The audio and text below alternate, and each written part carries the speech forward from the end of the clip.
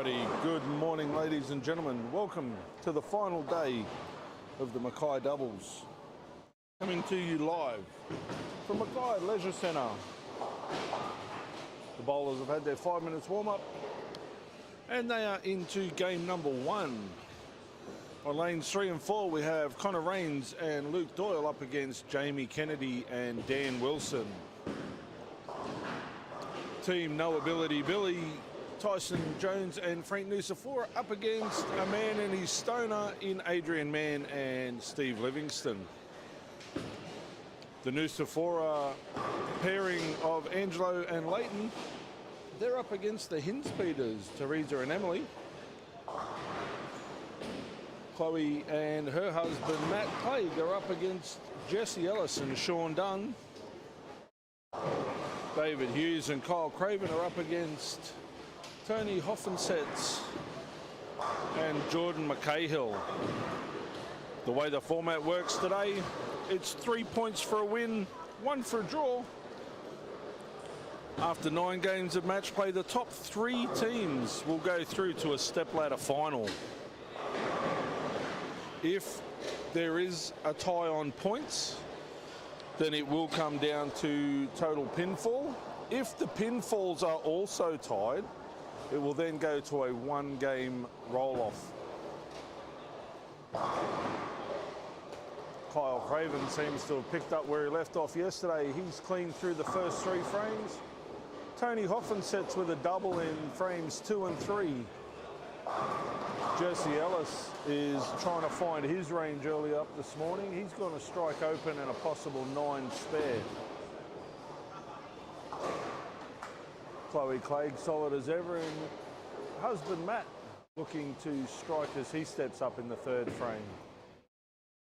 Teresa Hinspeeder with a couple of opens on the right-hand lane. Emily looking to remain solid. Leighton Nusafora has opened up with the front 3. Angelo, after an open in the 1st frame, he's thrown spare and strike. Adrian Mann solid through 3 frames, as is Tyson Jones. Steve Livingston and Frank have got an open in their first 3 frames, but they also have a spare and a strike working. Connor Rains is struggling a little bit in 3 frames. He's gone open, strike, open. Luke Doyle has gone strike, spare, open. Jamie Kennedy seems to have found something overnight. He's gone 8 spare double. Dan Wilson also out of the block solidly with 2 strikes and a spare.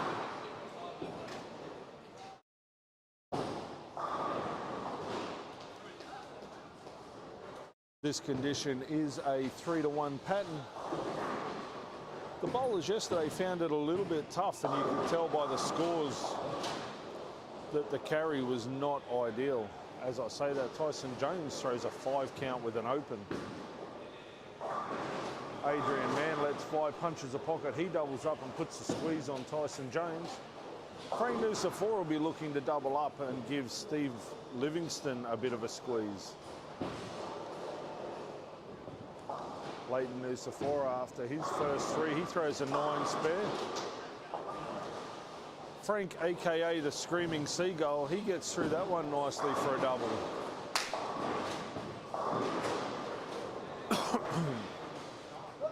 We will get down and try and have a chat to a few of the bowlers, see how it's playing compared to yesterday's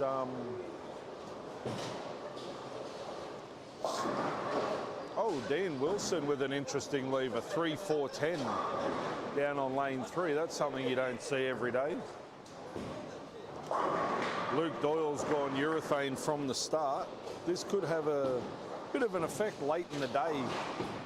A few of the bowlers yesterday that followed Luke said that they found there was a fair bit of carry down from the urethane, which is quite characteristic of the urethane bowling balls. Dan Wilson spares that 3-4-10. Adrian Mann's got it on a string at the moment. He's got 3 in a row and looking super comfortable.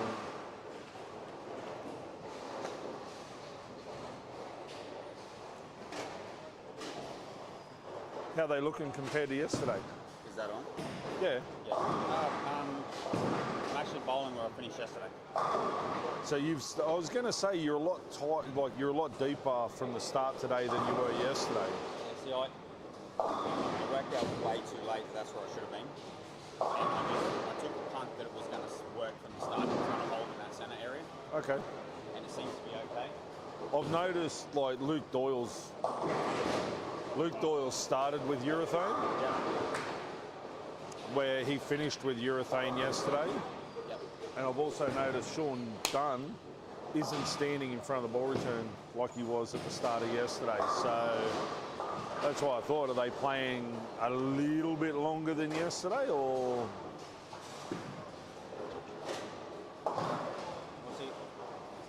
In all the errors we made yesterday, I don't think they transition much at all. They seem to hold up fairly well. That's why I took the punt, but if I started... It's just whoever chased Luke chasing urethane. said that there was a lot of carry down late in the day.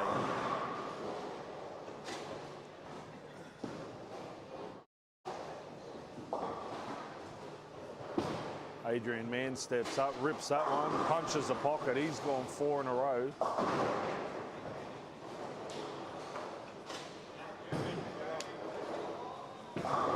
Hey, got it on a string.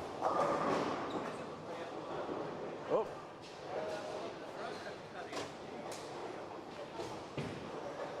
Jamie Kennedy and Dan Wilson are off to a pretty solid start. Luke Doyle, as I said, he's using urethane and he's having a hard time trying to find an even carry. Leighton Nusafora's carrying his dad this morning. Dad seems to be finding it hard to warm up. We'll have a chat to Angelo in a minute. Hopefully he keeps it PG.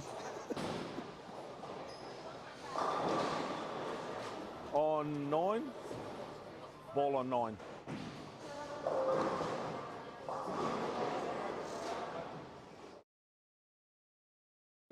Kyle Craven's off to a solid start. Jordan McCahill and Tony Hoffenset's also off to a fairly decent start. What's going on, Mr. Angelo? Can't get out of the ball. Hey? Are they playing different to yesterday? Tyson reckons he's starting where he finished yesterday. So.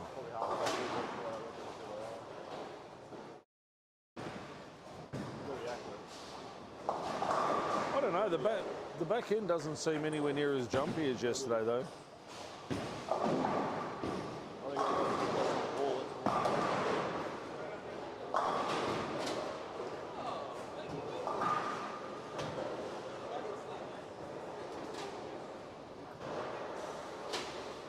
Matty Clegg lining up on 9 and 10 for a double.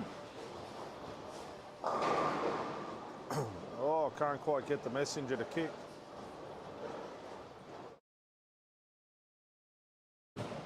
Jesse Ellis looking for an 8 spare. He left the 2-8 on lane 9.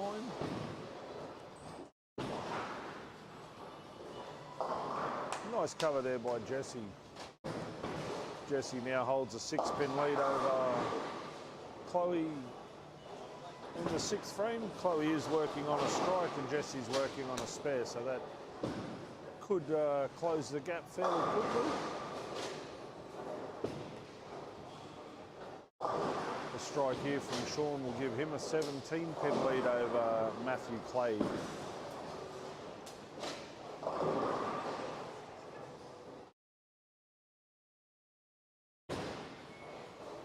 Fairly tight contest down here on 11 and 12 between Tony Hoffenset and Jordan McCahill.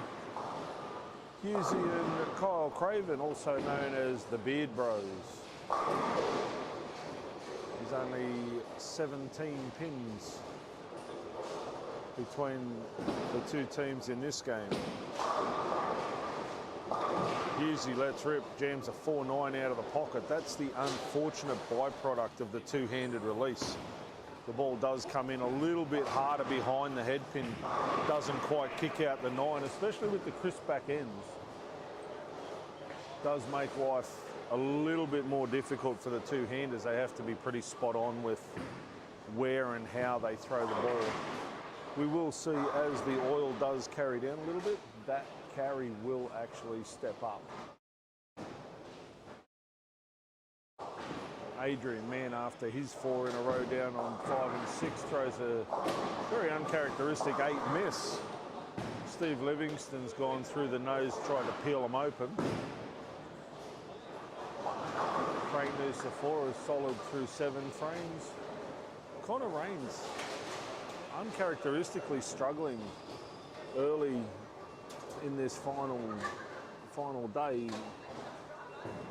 Can't quite seem to carry, and it's rather strange because Connor's probably one of the most consistent young bowlers on our Q Tour North at the moment. He's very, very solid under pressure. I've had the pleasure of taking him away in a state team last year, and he was under the gun, probably one of the most solid bowlers that I've seen in a long time in a young man. For him not to be able to line up, I think, is rather strange for Connor. I'm sure he'll come good later in the day, but yeah, early on he just seems to be having a hard time of it. Jamie Kennedy goes wide, leaves a 1-2-4. Connor just can't seem to get the ball to read off the back end, which is rather interesting. As I said, Connor's consistency and his knowledge of his own game is very, very good. And for him not to be able to get the ball to read consistently is rather strange. Maybe he is feeling a bit of a squeeze early on day 2. Tyson Jones has got his spare game going because his strike game's left him altogether at the moment. Adrian Mann's opened the door again with a quite easy open in frame 8. Frank Nucifora can strike here. That'll capitalise on that and really, really put the squeeze on Steve to get something happening in frames 9 and 10. Luke Doyle's back in the pocket. Frank with a strike. Frank's partner, Tyson Jones, cheers him on after that great strike.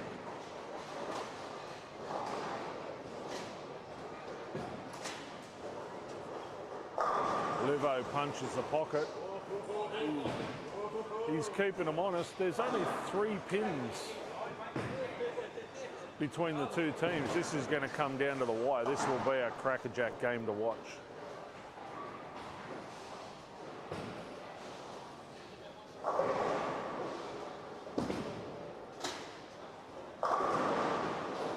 Angelo goes a fraction light, can't quite kick out the 10, almost left the 7-10, which would have been absolutely disastrous. There's only 3 pins between the two teams in that game as well. So we are seeing a few fairly tight matches in the opening game here of the 2023 Mackay Doubles, leg 2 of the Mike Carney Memorial. Just as we are coming to the conclusion of game number 1, I would like to give a massive shout out to our fantastic sponsors once again. Of course, without the support of our sponsors and a few local businesses, tournaments like this wouldn't be possible. So massive shout out has to go to Billy's Pro Shop and 10-Pin Bowling Supplies, PBSA in Townsville, of course Anna and the fantastic staff here at Mackay Leisure Centre, and our naming sponsor, the Mike Carney Group. If you are after the ultimate in driving experience, sales and service, please go and see Chris and the crew at the Mike Carney Group. They will cater everything from new and used, 4x4 and off-road, camping, luxury and all your driving requirements. So please go and chat to Chris and the crew at the Mike Carney Group.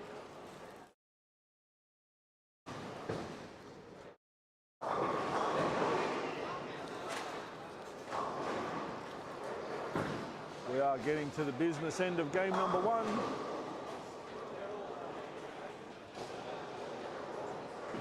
Connor Rains and Luke Doyle trail Jamie Kennedy and Daniel Wilson by 70 sticks.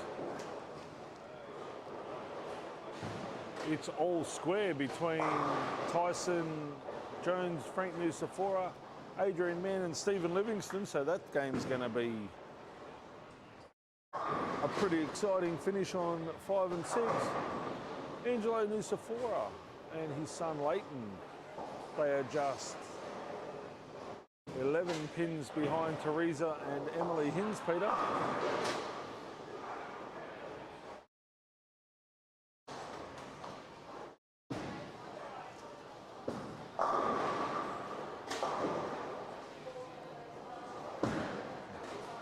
Jesse Ellis and Sean Dunn. They're 25 sticks in front of Chloe and Matthew Clay. Sean Dunn with a solid spare.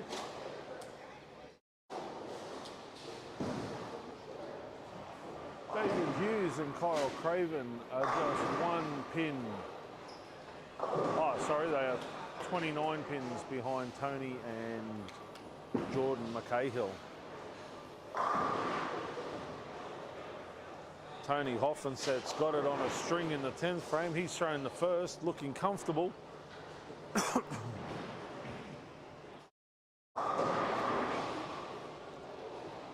The bowlers are now starting to find their range and their carry, so we should start to see some pretty tight and hard-fought matches as the day progresses. Jesse Ellis gets the ball to sit and hold.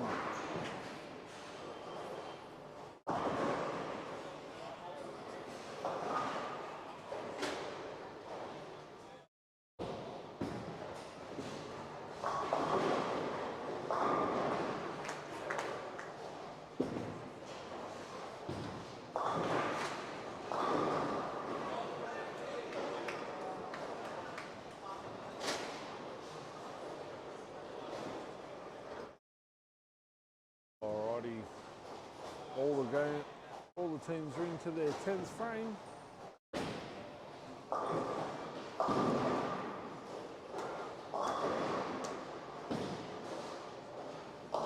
Leighton Nusafora with that spare secures the win against Teresa and Emily Hinspeter.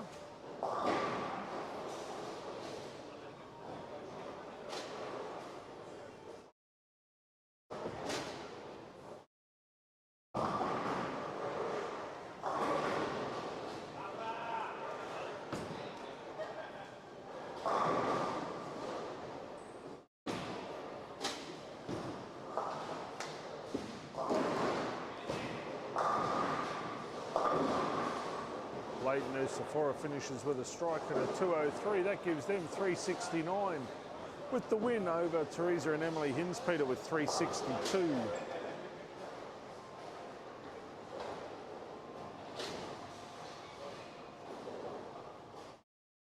Tony Hoffensets and Jordan McCahill will take the win over David and Kyle.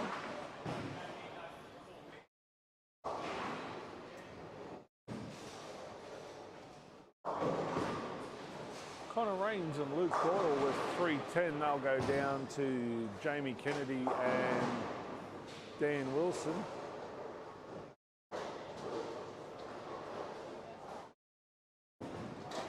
Frank Nusafora and Tyson Jones with a 413.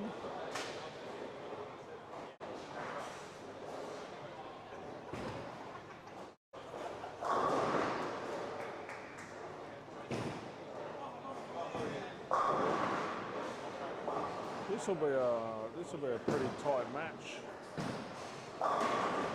Adrian Mann drains a double in the 10th. This will all boil down to what Steve Livingston can do in the 10th, whether they can win or not.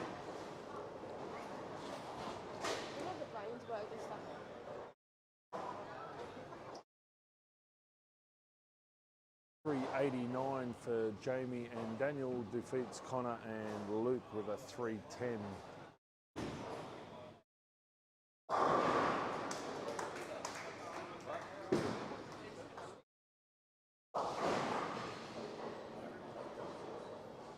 Adrian Mann finishes with a 2:19.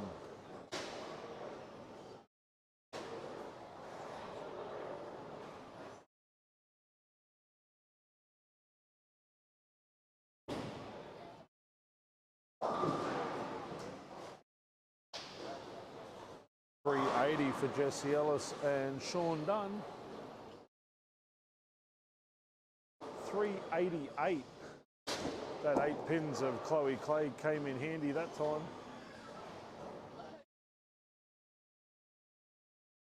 Thank God for 8 sticks, eh?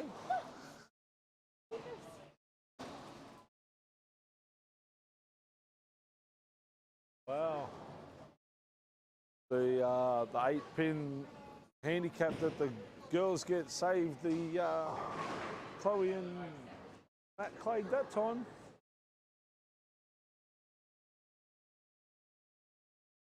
Tyson Jones and Frank Nusafora will take the win over Steve Livingston and Adrian Mann, only just 4:13 to 3:97. The bowlers will now change lanes. They'll get ready to bowl game number 2 of the final day of the Mackay doubles.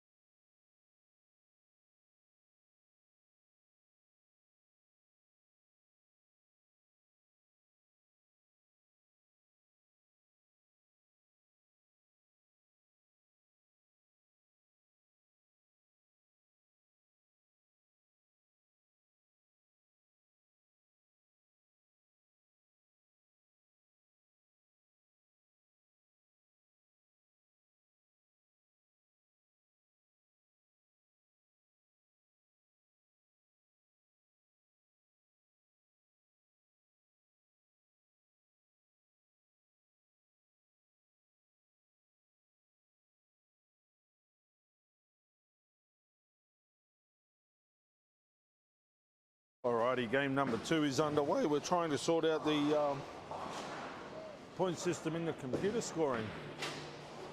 I can tell you that we have 5 teams on 3 points, 5 teams on 0 points. We had no draws in the first game today.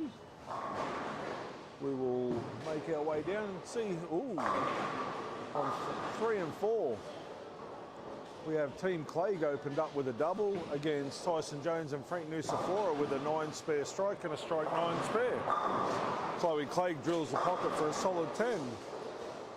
Connor Rains and Luke Doyle up against Hins Peter squared. Emily is, of course, celebrating a birthday today, so a massive shout out to Emily. How old are you today, Em? How old today? 16. Oh, there we go. The old sweet 16. That feels like about 3 lifetimes ago for me, so. Connor Rains is in the pocket with a strike.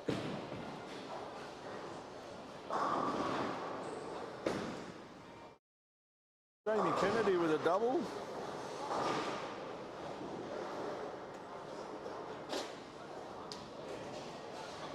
Dan Wilson with a strike. David Hughes with an open, and Kyle Craven punches the pocket, leaves a 7-pin cold. Angelo and Leighton Nusafora, they're solid through the first 2 frames. Tony Hoffensets with an open in the first and a spare. Jordan McCahill with a strike and an open. Jesse Ellis with a 7-10. Sean Dunn solid with a strike 9 spare. Adrian Manns opened the 3rd frame. Steve Livingston will look to alleviate a bit of the pressure with a strike. That game is fairly even after 3 frames. Luvo goes way wide. How you find them today, Jess? Well, yeah. Are the back ends as jumpy as yesterday? I noticed there's a few people finishing where they, or starting where they finished yesterday. I haven't seen Sean stand in front of the ball return yet. No. I think he's close, but... Give him one more game. Yeah. Excuse me. He's throwing the ball sweet though. Probably,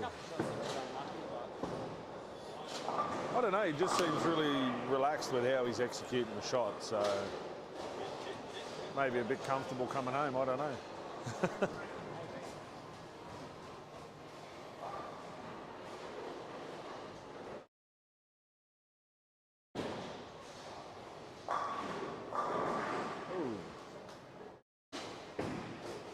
Dave Hughes with another open. Jamie Kennedy's continued. He's now got 3 in a row. 3's.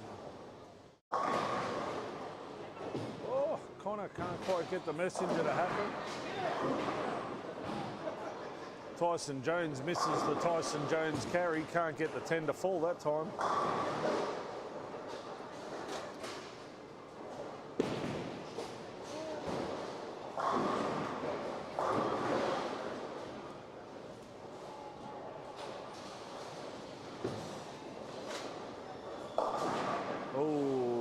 Matthew Clay through the beat for a 3, 4, 6, 7.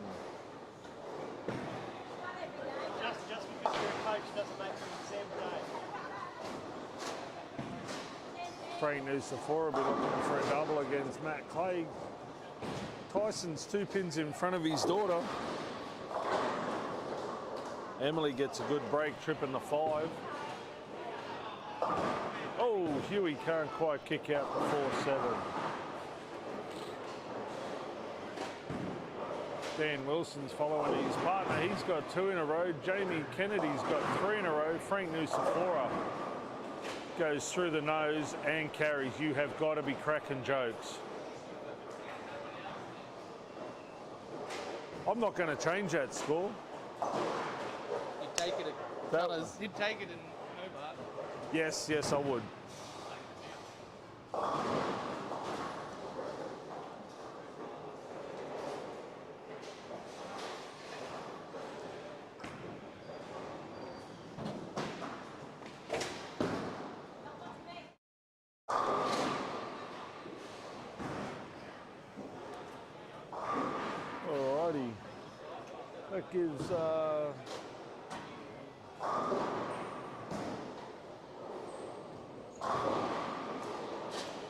That gives Frankie's double.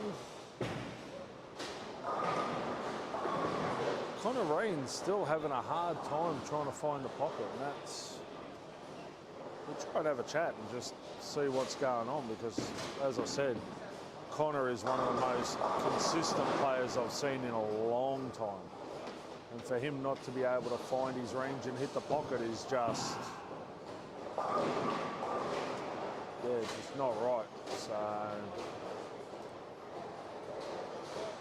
Dan Wilson and Jamie Kennedy, they seem to have found a purple spot on lanes 7 and 8 with 3 and 4 in a row respectively. Kyle Craven and Dave Hughes just don't seem to have any answer at all.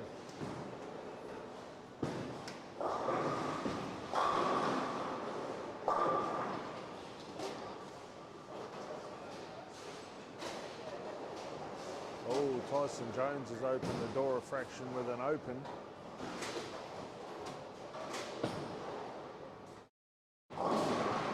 Oh, Matty Clegg's gone wide. Peels at 2.8.10.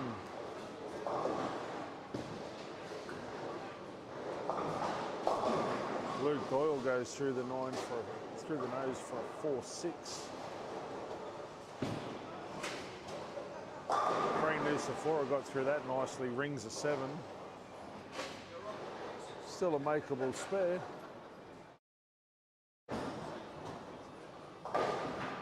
Hughes is in front of the ball return in game number 2. That's not ideal. He lofts the gutter, punches a pocket, leaves a solid 9. Tony Hoffen sets with an 8 count. Adrian Mann goes Brooklyn.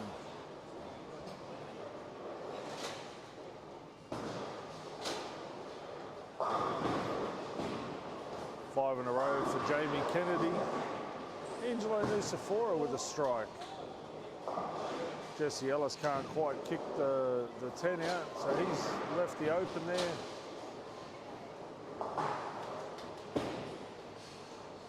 Adrian Mann with a solid spare.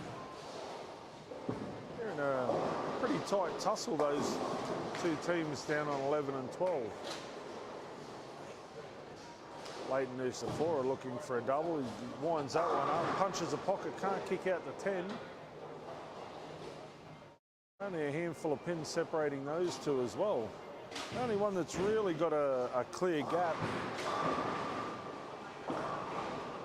is Jamie and Daniel. They are absolutely on fire.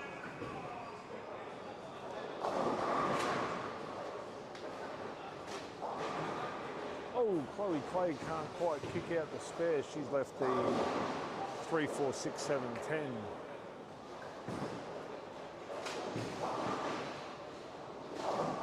Frank Nucifora with a 7 spare. He's clean through 6 frames. Emily Hinspeter goes a little bit high, leaves a 4-7. Teresa goes Brooklyn, leaves a 6 pin. Jamie Kennedy's lining up for 6 in a row on 7 and 8. Jesse Ellis is back in the pocket with a strike. Sean Dunn with a 7 spare and Steve Livingston with a strike. As I said, that is a fairly tight tussle down there on 11 and 12 with only a handful of pins separating both teams. The Nuciforas hold a slight lead over Hoffensets and Mackay Hill. Jamie Kennedy's run of strikes comes to an end with an 8 count.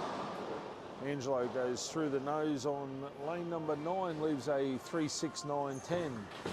Sean Dunn winds a cover off that one. Goes Brooklyn, can't quite kick out the 6. Strike here would give Team Livingston a bit of a buffer, which he does. Absolutely drains the pocket. Great shot under the pump there from Steve Livingston. Tyson Jones is back in the pocket with a double of his own. Frank Nucifora should be able to fire up and follow that. Dan Wilson's lining up for 6 in a row after his 9 spare. 5 in a row after his 9 spare.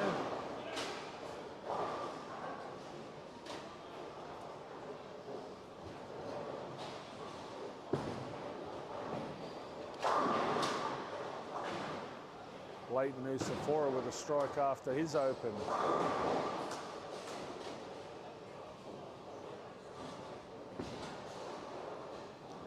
Dan Wilson gives it room. Drains the pocket. Nice shot there from Dan. That gives him 5 in a row. Frank Nucifora with a pocket strike follows his partner up.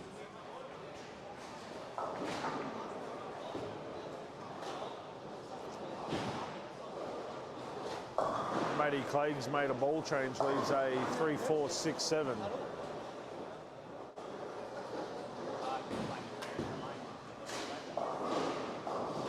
Luke Doyle with a doubles covering his partner, and they're in a fairly close game with Team Hinspeter.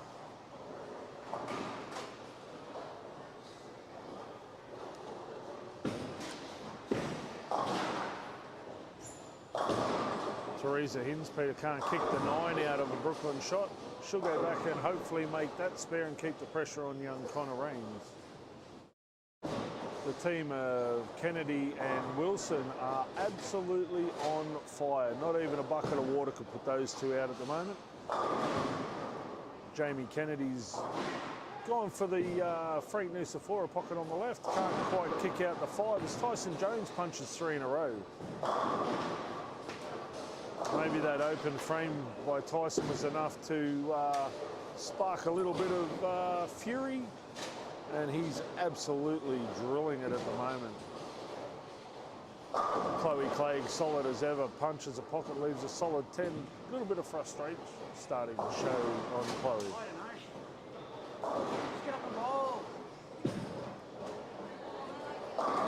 Frank Nucifora follows his partner. He's got the single fist pump happening. Jamie Kennedy remains solid through 7 frames. Frank Nucifora also solid through 8 frames. Tyson Jones, as I mentioned, had that very uncharacteristic 6-3, but he's fired back with 3 of his own. Chloe is super frustrated with her inability to carry the pocket, and Matt Clegg just seems to be all over the shop at the moment. Might have something to do with his M&M socks and 3/4 pants, but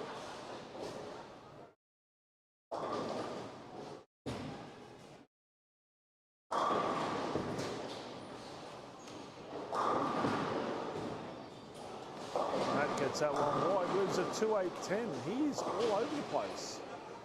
I'm sure Matty will bounce back though. Bowler of his caliber normally does.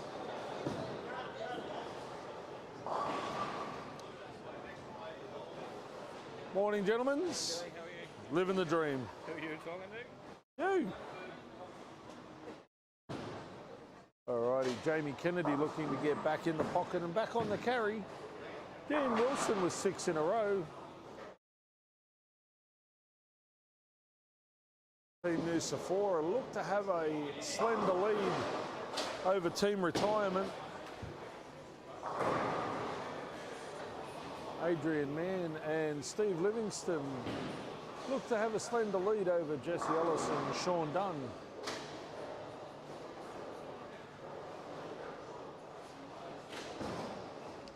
Rocking up half sober on a Sunday. I'm not sure if I like that. What's that? Rocking up half sober on a Sunday. Well, yeah. Well done, Kirsten, because she's not here. Yeah. She's a bad influence. I was going to say, this is what happens when you leave the boss at home.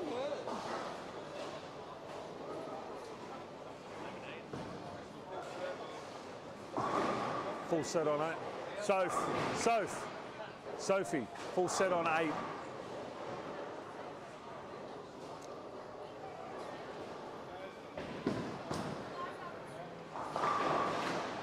Sean Dunn with a nice 8 spare. Adrian Mann can step up in the 10th frame and put this game to bed. double here will most certainly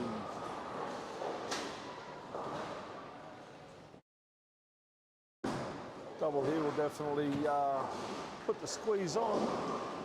Steve Livingston solid through 9 frames. Leighton Nusafora with an open. That may have opened the door just a little bit.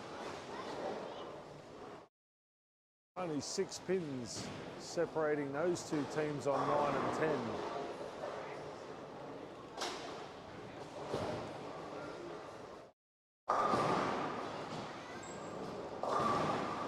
Jesse Ellis finishes up with a 175.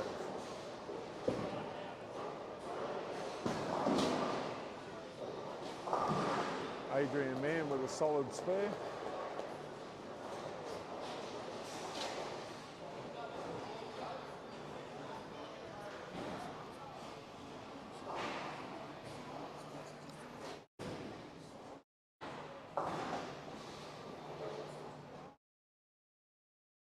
Angelo Nusafora with a 9 spare.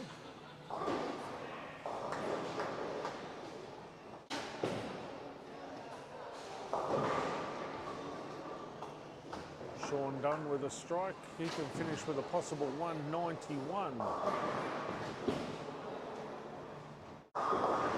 Adrian Mann finishes up with 171. Going to be less than a handful of pins in this game.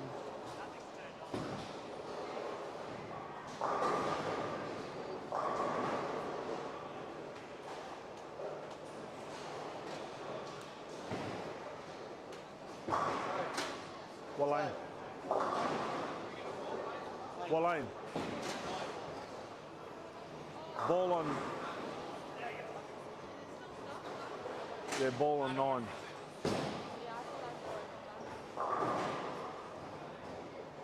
Steve Livingston must spare here for his team to win. Well, as I say that, Sean Dunn has moved in front of the ball return for the first time today. This is, of course, where he bowled all day yesterday and did it quite effectively. As I say that, he goes a fraction high, leaves a 4-7-10. That spare there consolidates a win for Steve Livingston and Adrian Mann. Leighton Nusafora goes through the nose for a strike.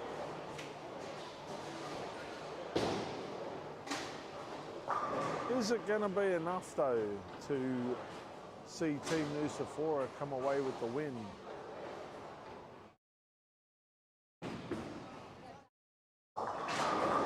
Jamie Kennedy's working at a possible 267 pace, possible 256 for Dan Wilson. Those two are bowling absolutely brilliant. Tyson Jones comes away with a 200 meet. Frank Nusafora, he continues his great run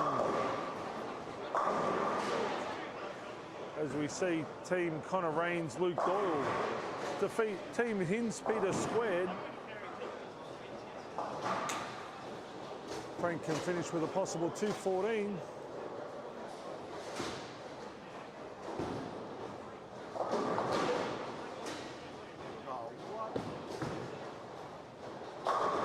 This could be dangerous. Matty Clegg's found the pocket, and we all know that once he lines up, it's beautiful to watch and quite dangerous if you're an opponent. So let's see what they can do with a run to the last 7 games.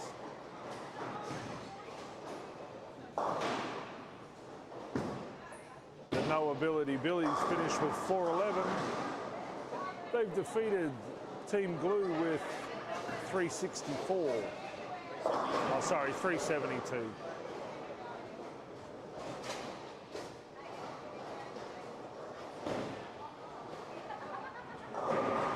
The bowlers will make another lane change. They will commence game 3 of the final day here of the Mackay doubles. As they change their lanes, I will take this opportunity to thank our fantastic sponsors, Graham Clark and the crew at PBSA in Townsville. They sponsor a 300 game award. If it does not go off today, it will jackpot to our third stop in the fabulous Mount Isa. Billy's Pro Shop and 10-pin bowling supplies for the $150 Mystery Award.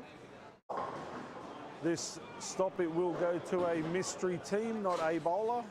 So they will share in that $150 cash prize. Of course, Anna and the amazing staff here at Mackay Leisure Centre, once again making the bowlers feel welcome. The staff down the back have done an outstanding job keeping the machinery running extremely efficiently. We've had very few trouble calls, if any actually. And of course, not enough can be said about our major sponsor, the Mike Carney Group.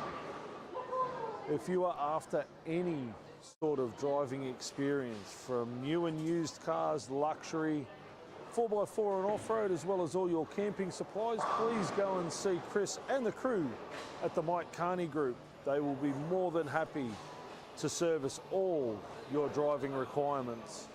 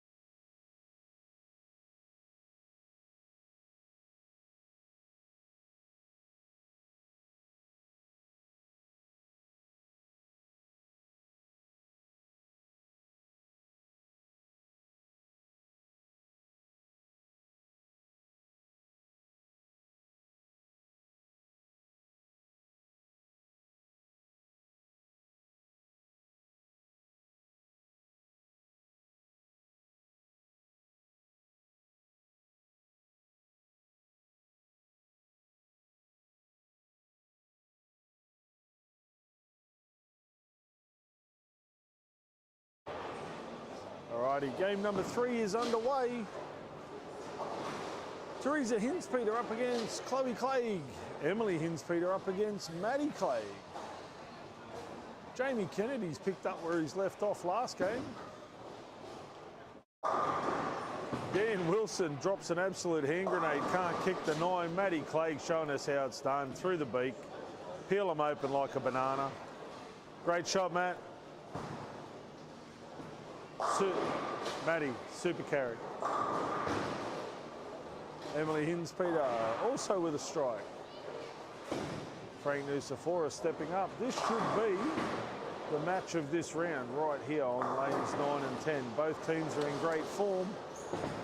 We just saw Jamie Kennedy and Dan Wilson throw 5.15. You did hear that correct, 5.15. Absolutely amazing block.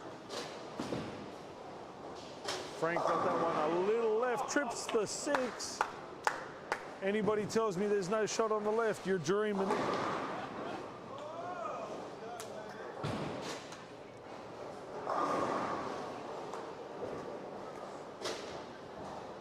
We all know that Frank is in touch with unicorns, so after a shot like that, anything's possible. Tony Hoffensets also trips out the 4 late. He'll take that. Jordan McCahill looking to double up. Connor Rains, he's back in fine form. Seems to have found a little bit. As I said, he did struggle the first 2 games, which is very uncharacteristic of Connor. Kyle Craven with a 7 spare. Jesse Ellis and Sean Dunn with a solid start. Angela and Leighton are both working on strikes. Adrian Mann with a 9 spare strike and Steve Livingston with a double. We will start to see a few of the teams really get into their rhythm and start cracking on with some great scores. As I said, we've already seen one 500 block, which surprisingly enough was the first one for the weekend, but I'm sure we will see a few more as the day progresses.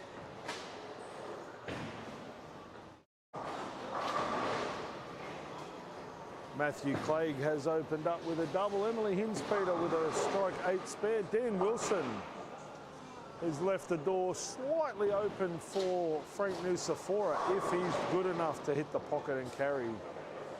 Angelo Nusafora with a double down there on 3 and 4. Frank Nusafora goes high, leaves a 2-4-7 down on 9 and 10. Chloe Clegg's in the pocket, leaves a 4-pin.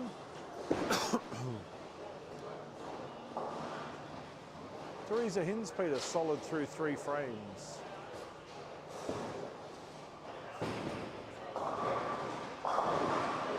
Oh, Frank Nusafora opens up the same as Dan Wilson.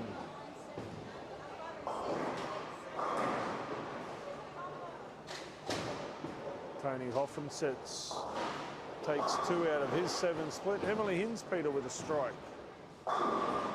Tyson Jones, he's clean through the front 3. Chloe Clegg with her 9 spare. Jamie Kennedy looking for the front 3 again. Connor Rains slides past a 3-pin for an open.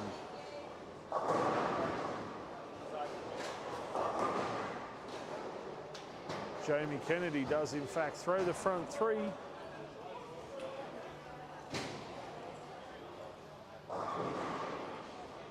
Sean Dunn's working on a double. Jesse Ellis is looking for a double. Jordan McCahill has left a 3-6-7-10 through the nose. Luke Doyle's gone back to reactive. Ball seems to be overreacting. He's gone high, leaves a 3-6. Jesse Ellis does in fact throw his double, so Sean Dunn will be stepping up on 5 and 6 for 3 in a row. Angelo Nusafora with a washout down on 3 and 4. Adrian Mann has also left a 2-8-10. Angelo covers his washout. He's solid through 4 frames. Adrian Mann misses all 3 pins. Steve Livingston's running on 3 in a row. As I said, Sean Dunn stepping up 4-3 in a row.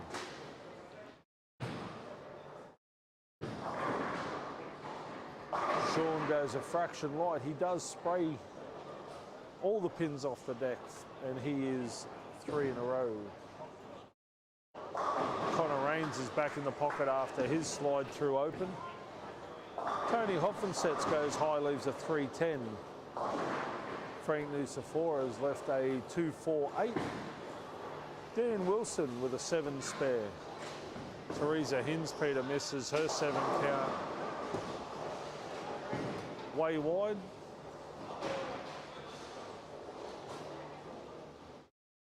Chloe Clegg looking to make her 7 split. She gives it a red-hot crack. Great spare there by Chloe. Spares a 3-6-7. Emily Hinspeter stepping up looking for a double. Jamie Kennedy looking for 4 in a row. As is Sean Dunn when he steps up. Tyson Jones goes a little bit high, leaves a 4-7.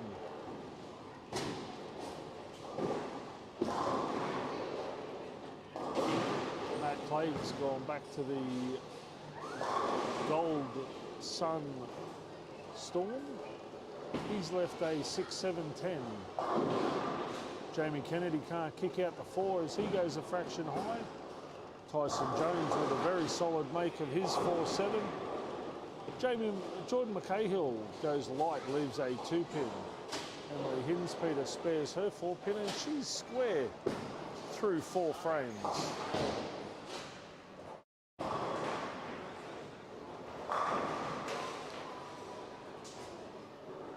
Frank Nucifora will be looking to get something going as he steps up in the 4th frame. He has made a couple of uncharacteristic misses.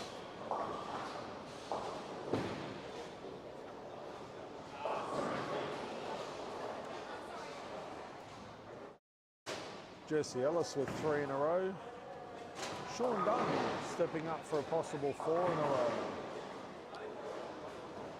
Leighton Nucifora is looking to get his game started again. Can't quite kick out the 2-pin. Dave Hughes covers his spare.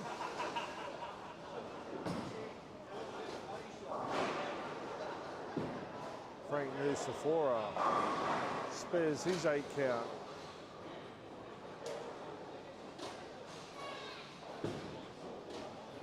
Sean Dunn, lanes 5 and 6. Let's rip. Got that one a little bit skinny, went high, left a 3-pin.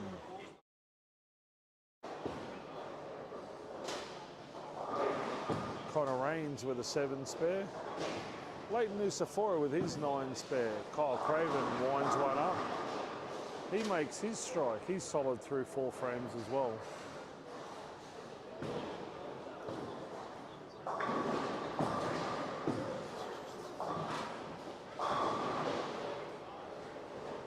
Tyson went a little bit high, left a 4-pin down there on 9 and 10. Luke Doyle.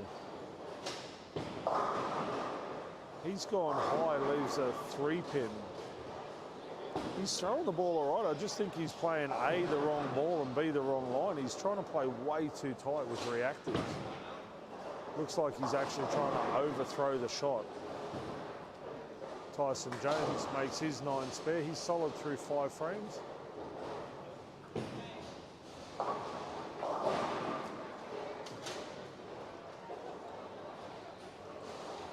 Tony Hoffenset's looking for a double, as is Jordan McCahill. Connor Raines looking to get back in the pocket and carry. He's up on the lane that he has not missed on yet, so he'd be fairly confident stepping up on lane 7. Teresa Hinspeter with a strike. Chloe Clegg goes light, leaves a 2-4-8. Frank Nucifora is in the pocket for a strike. Steve Livingston with a 4-10 down there on 3 and 4. Leighton Nucifora slides one through for an open.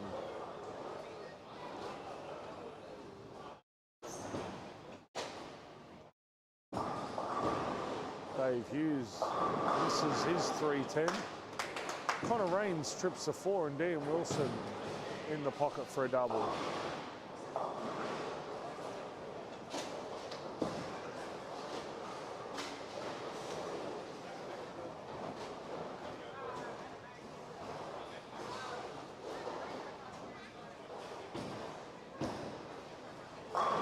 Kyle Craven goes wide, leaves a 1-2-4. Adrian Manns in the pocket for a solid 10. Luke Doyle finally gives one room, hits the pocket, caves the 4-9 in.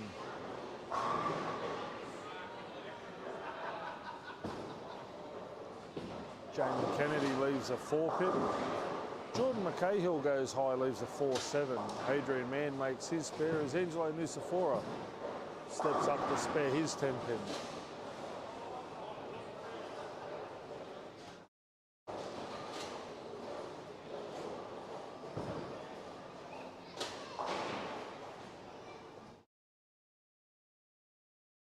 Bryson Jones with a strike. Jamie Kennedy remains solid through 6 frames.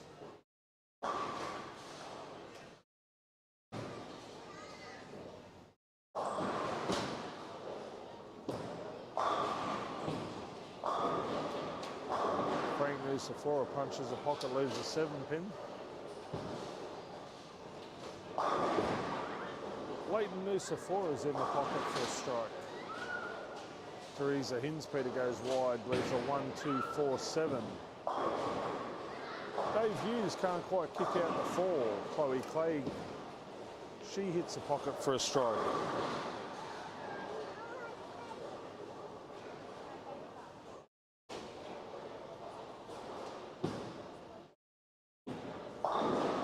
Dan Wilson trips the 4-6 for 3 in a row.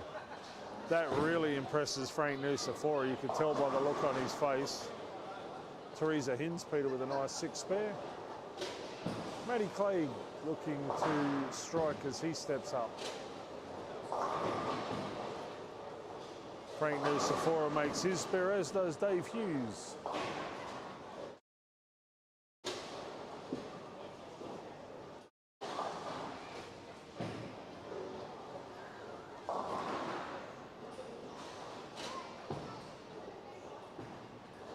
Bryson Jones drains the pocket for a double.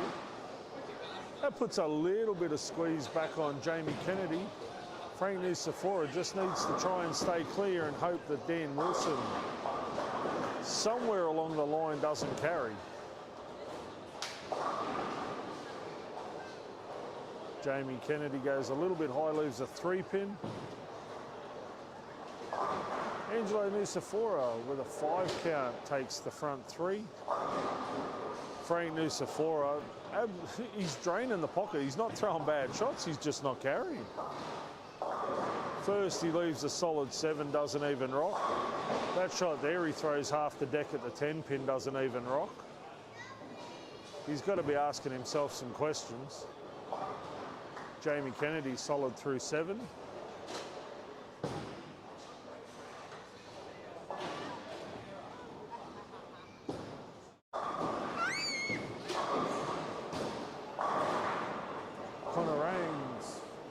With a nice strike down there. Oh, Tony Hoffensets just takes the 3 off the 310.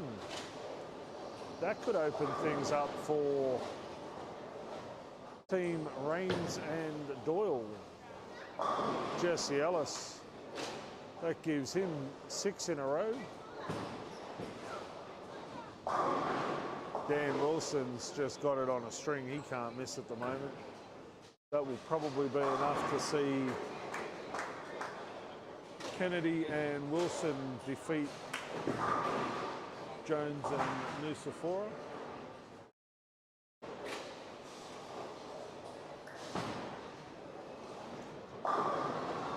Team Livingston and Mann look like getting their 2nd win in a row.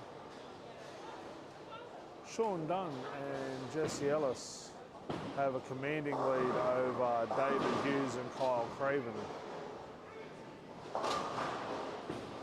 Jamie Kennedy with a split in the 8th frame. as does Tyson Jones. So that pretty much confirms their victory. Tyson needed to keep striking to cover Dan Wilson.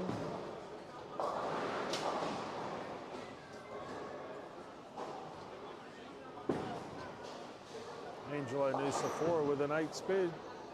Jamie Kennedy takes 2.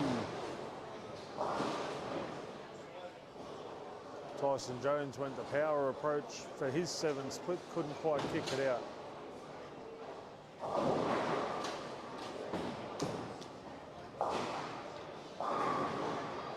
Hoffensets trips the 9 forward. He'll take that break. Oh, Jesse Ellis.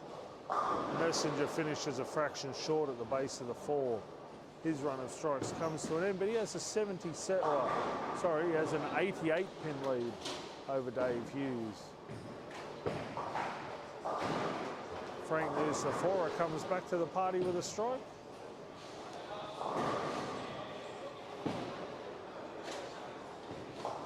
Jesse Ellis covers his spare. Leighton Nusafora with a 9 count.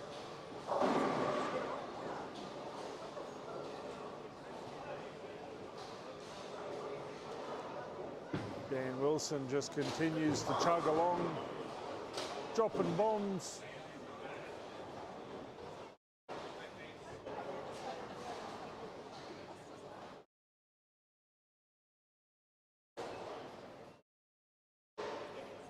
Oh, Team Hinspeter has a slight lead over Team Clegg. Jamie Kennedy's back in the pocket with a strike. Tyson Jones also carries a strike.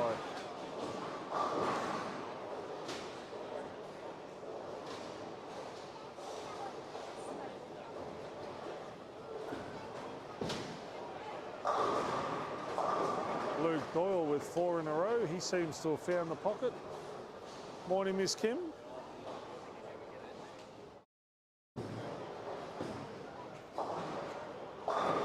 Frank Nusafora carries a double. Emily Hinspeter goes a fraction high, leaves a 3-6. Tony Hoffensets with a double. Teresa Hinspeter with a strike in the first of the 10th.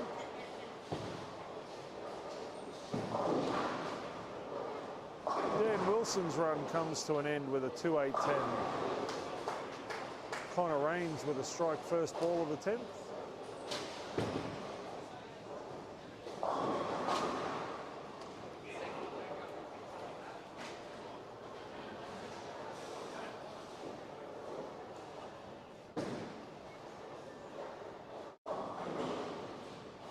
Teresa Hinspeter with a 4-6-7 split. Chloe Clay with a strike here can make things interesting. She does in fact throw a strike. That is why she is one of, if not the best females in the country. Under the pump, she can deliver.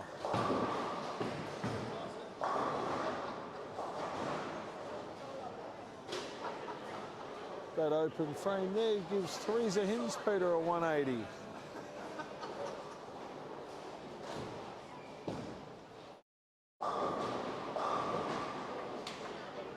Connor Raines with a double in the 10th. Chloe Clay can't quite kick out the 7.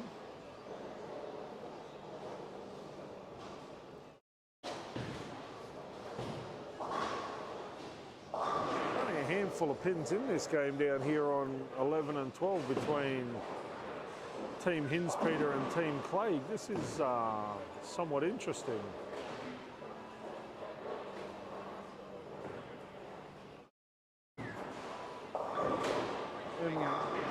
Hey, what's going on?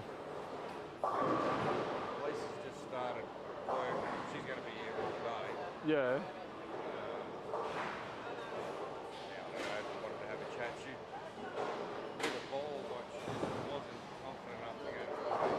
Yeah. We said to her, well, Darwin, better off get more so you can work Yeah, I mean that 14-pound ball, that'll probably drill out to about 13 and a half, maybe 13 and 3/4. So, but again, it's up to her. I mean, if she doesn't feel confident going to a 14, but yeah, it's entirely up to her what she wants to do. Yeah. Well, I think her one was 12 pounds To about 11 and a half, yeah. and that's where she's used to it. The spare's way too light and it's still.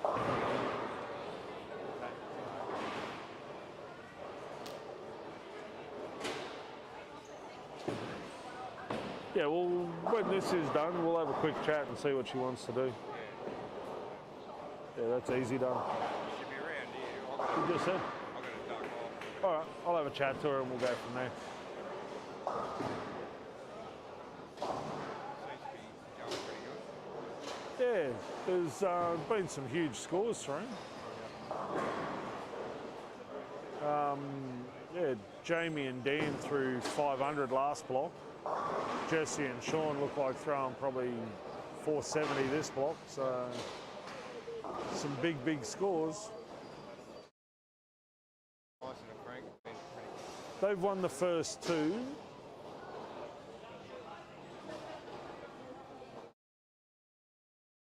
So this is the first game they've dropped. Matt and Chloe just pulled one out against Teresa and Emily. Won by 9 sticks or something. Luke, they seem to be No? Luke and Connor. I don't know, like Connor just doesn't seem to be throwing the ball real well. But they seem to be doing enough just to chug along. It's They come in it pretty hard yesterday, like I yeah, I don't know. Connor's just not throwing the ball like Connor throws the ball. He's just like Connor's normally pretty solid, but I watched him yesterday and he was just all over the place. And today he's not much different. Like he's either really good or really bad. There's not a lot of there's not a lot of mid room. Where Connor, when we took him away last year, he seemed to be able to grind out a good game. Where the last couple of days he just hasn't been able to do it. Like he threw 199 then, but that was not a good 199. Like a few of the strikes he had were either through the nose or Brooklyn. He's just not throwing them like him. Get to work. So got a few good breaks.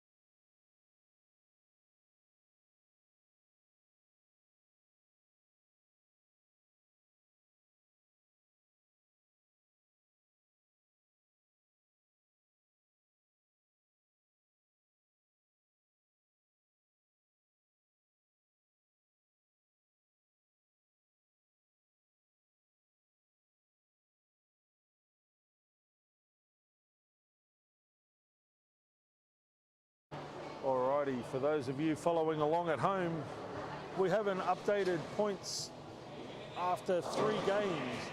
We have Jamie Kennedy and Dan Wilson on 9 points. Frank Nusafora, Tyson Jones, Adrian Mann, Stephen Livingston, Team Glue and Jordan Mackay, Tony Hoffensets, all on 6 points, as is Connor Rains, Luke Doyle. Sean Dunn and Jesse Ellis on 3 points, as is Angelo and Leighton Nusafora. Team Hinspeter and Team Hughes Craven are on 0 points after 3 games. As we said, if there is a tie on points, it will go to overall pinfall to separate the top 3 for the stepladder. We are 3 games in and we have had some outstanding bowling. Kennedy and Wilson have thrown 484. Jones and Nusafora have thrown 413, 411. Adrian Mann and Steve Livingston, they haven't thrown a 400 block yet, but they've thrown 2 390 blocks. So we have seen some rather high scores, a little bit higher than yesterday. I don't think we saw a block over 450 yesterday. Today they seem to have found a little bit more carry.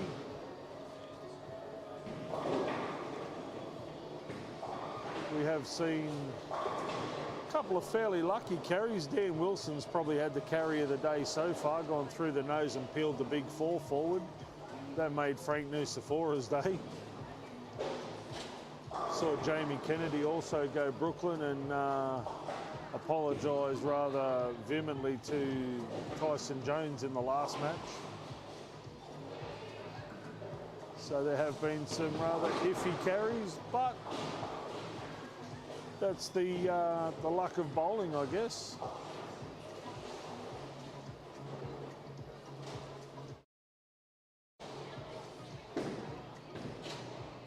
I think we've seen a few more single pin opens today as well. A lot of people sliding through on single pins. Not quite sure whether that's just the pressure of the match play or what's happening, but seem to be a few more single pin misses.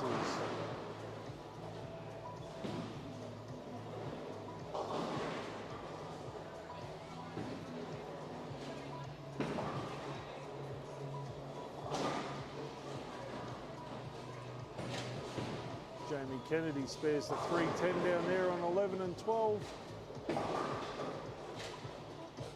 Tony Hoffensets is clean through the first 3 with a double and an 8 spare.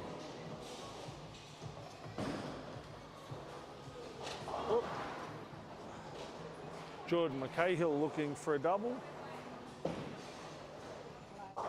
Jesse Ellis with a strike. Sean Dunn with a 9 spare. Chloe Clegg looking to get something started after her 9 spare. Maddie Clegg with 2 opens. Adrian Mann with a strike 9 spare. Tyson Jones with a double and a 9 spare.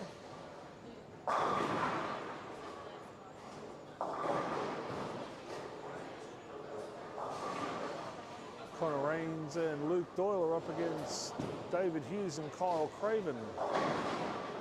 Down on 5 and 6, we have 3 members of the Townsville Cutters Rockway team that will be going to Hobart in July.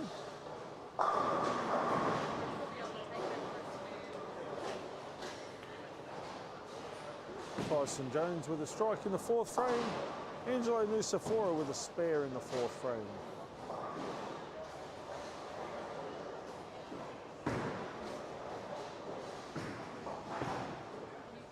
Frank Nusafora got that one out nicely. He also strikes in the 4th.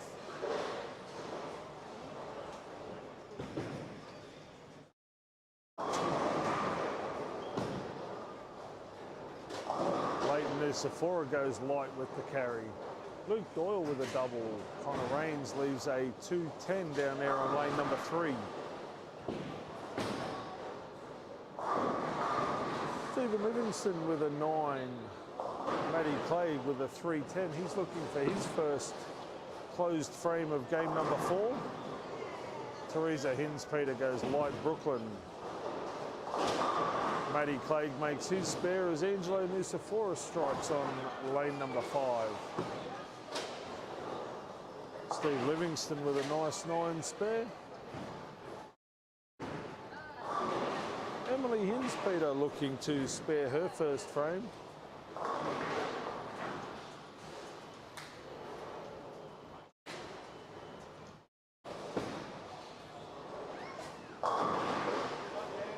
Dan Wilson drains the pocket for a strike. Jamie Kennedy's also struck.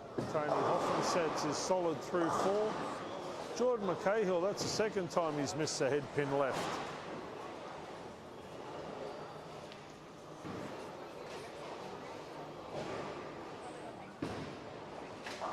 Morning, Bryce.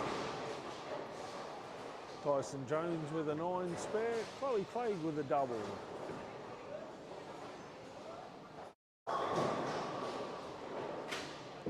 Emily Hinspeter goes Brooklyn for a strike. Frank Nucifora buries a double. Luke Doyle makes his 8 spare after his double, and he's solid through 4 frames.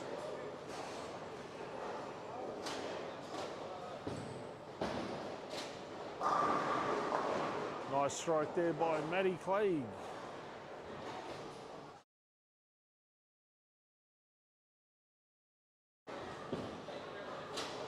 Tyson Jones got through that one nicely, pushes a 5 into the 7.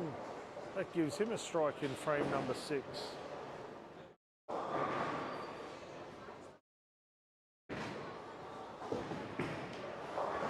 Connor Raines with a 2-8-10. Angelo Nucifora with a double. Leighton Nucifora is working on a double, looking for 3 in a row, as is his uncle Frank.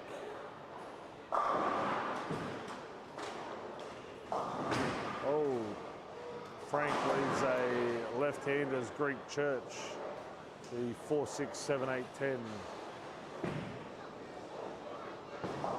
Leighton Nucifora leaves the washout, the 1-2-4-10. Connor Raines takes the 2-8.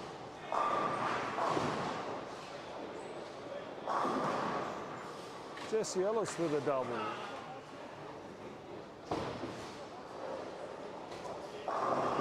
Teresa Hinspeter can't quite kick out the 6 pin. Dave Hughes spares his 10 pin. Leighton Nucifora takes 3 as well. Dan Wilson with an 8 count. Adrian Mann with a strike after his open. Nice 9 spare there by Teresa Hinspeter.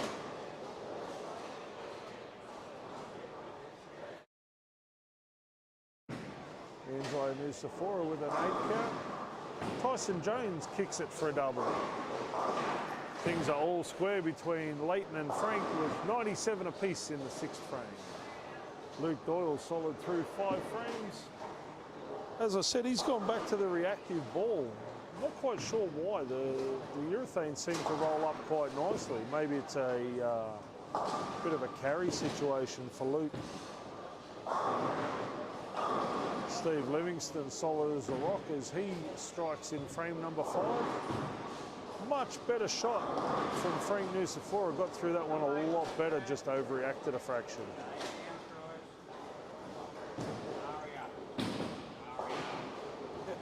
Sean Dunn with an open. Leighton Nucifora punches a hole, leaves a 4-9. That's a bad break for Leighton. Frank Nucifora with a spare. That puts a little bit of pressure back on Leighton to spare his 4-9.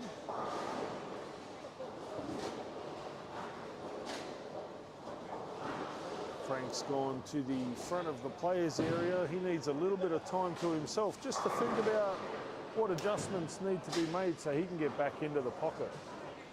This is where the doubles format's pretty interesting. As much as you need the support of your doubles teammate, there also comes a time where you need to just sit back, think about your own game a little bit, try and get, I guess, out of your own head.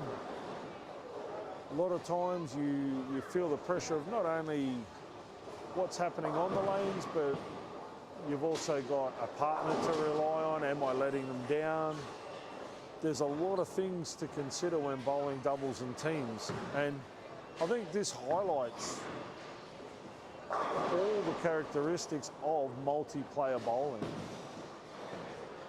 To a certain extent, it is a lot easier to bowl singles. You only have to basically worry about what happens with you. If you throw a bad shot, it only affects you. In a doubles or a teams format, if you throw a bad shot or get a bad carry, that can affect your teammate as well. So it's just an added, I guess, worry or concern in some cases. In other cases, people thrive on it, and they really do enjoy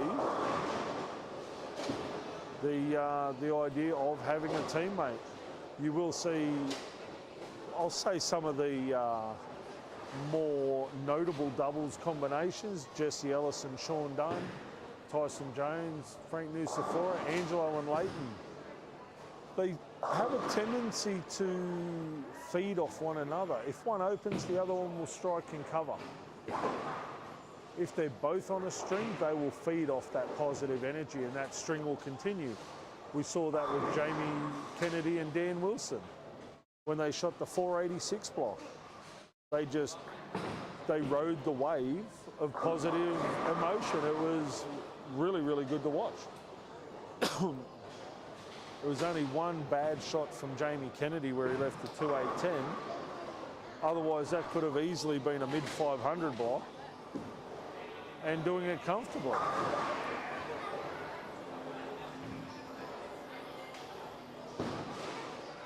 So,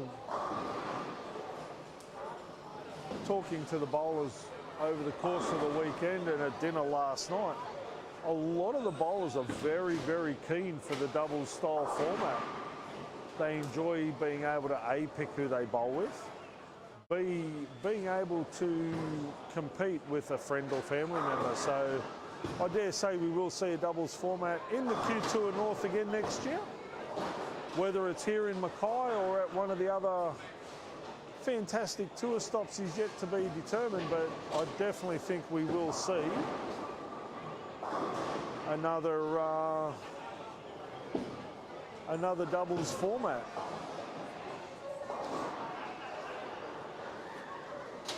Frank Nucifora does in fact double up.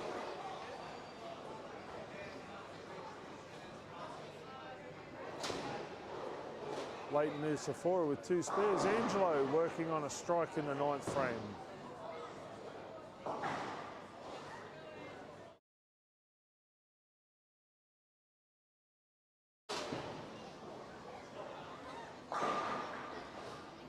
Chloe Clegg with a 8 spare.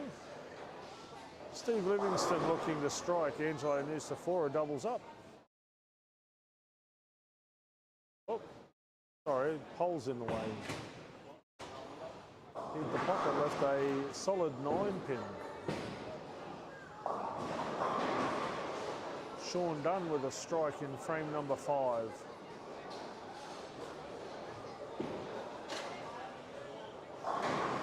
Tyson Jones manages to cave the 7 in with half a deck of pins. Matt Clay can't quite kick the 10 out. Threw a beautiful shot, just no carry. That was rather unfortunate for Matty. Angelo Nucifora covers his 9. He can bowl a 190 if he strikes in the bonus ball.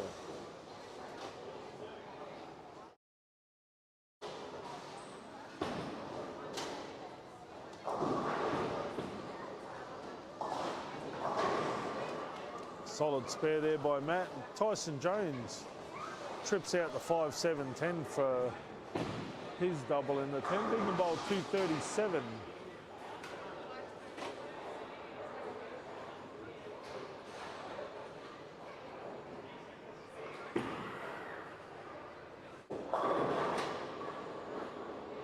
Angelo trips out the 4-9 for the strike in the bonus ball. He finishes with 190. Oh, Chloe Clegg with a split in frame number 8.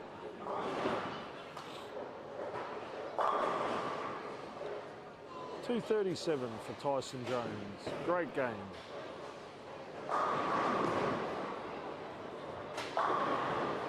Leighton Nusafora strikes first ball of the 10th. He can finish with a possible 174.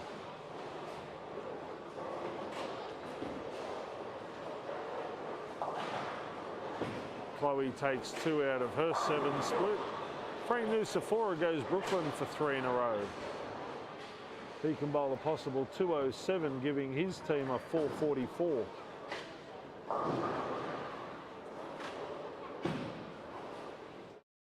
Sean Dunn goes light, leaves a 2-pin.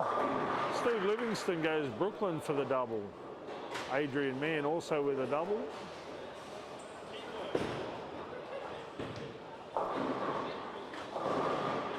Matty Clegg with a solid 7-pin. Frank Nusafora makes it 4 in a row. Leighton Nusafora with his 9 missed throws a 163. Jones Nusafora defeat Nusafora.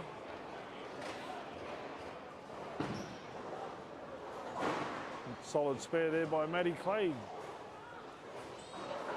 This does, of course, conclude game number 4 of the final day here at the Mackay Doubles. Coming to you live from the fantastic Mackay Leisure Centre. Of course, tournaments like this would not be possible without the amazing bowlers that have turned up this weekend. We only had 3 spare spots of doubles. I think it was something like 30 teams. So that was some outstanding participation from the athletes, and we have seen people travel from Brisbane, Mount Isa, Cairns, Townsville, Burdekin, of course local bowlers from Mackay. And of course our sponsors, Mackay Leisure Centre for hosting the tournament. Anna and the crew have done an outstanding job. Graham Clark and PBSA, their continued support this year for the 300 game award. If it doesn't go off today, it will jackpot to Mount Isa on the 20th of May. Billy's Pro Shop and 10-pin bowling supplies for the mystery team award this tournament. Usually it's a mystery bowler. This stop it will be a mystery team. $150. It will be randomly drawn at the conclusion of play today. And of course the major sponsors of the event, the Mike Carney Group.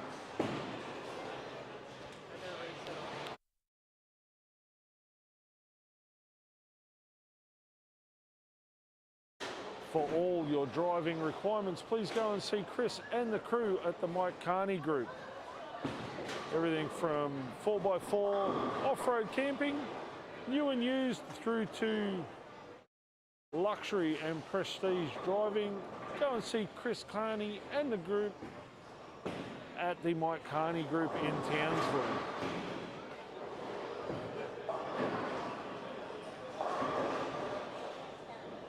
Adrian Mann and Stephen Livingston look to be in control of Team Matt and Chloe Clegg. Jesse Ellis and Sean Dunn don't have things their own way against Teresa and Emily Hinspeter.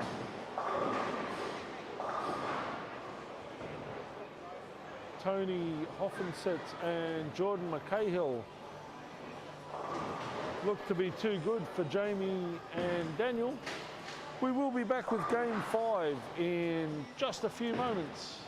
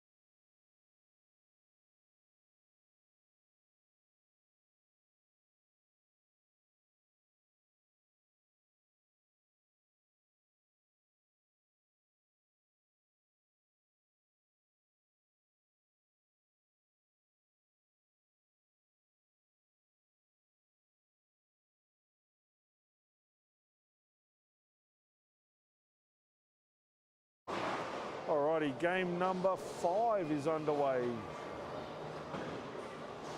We have seen some great matches over the first 4.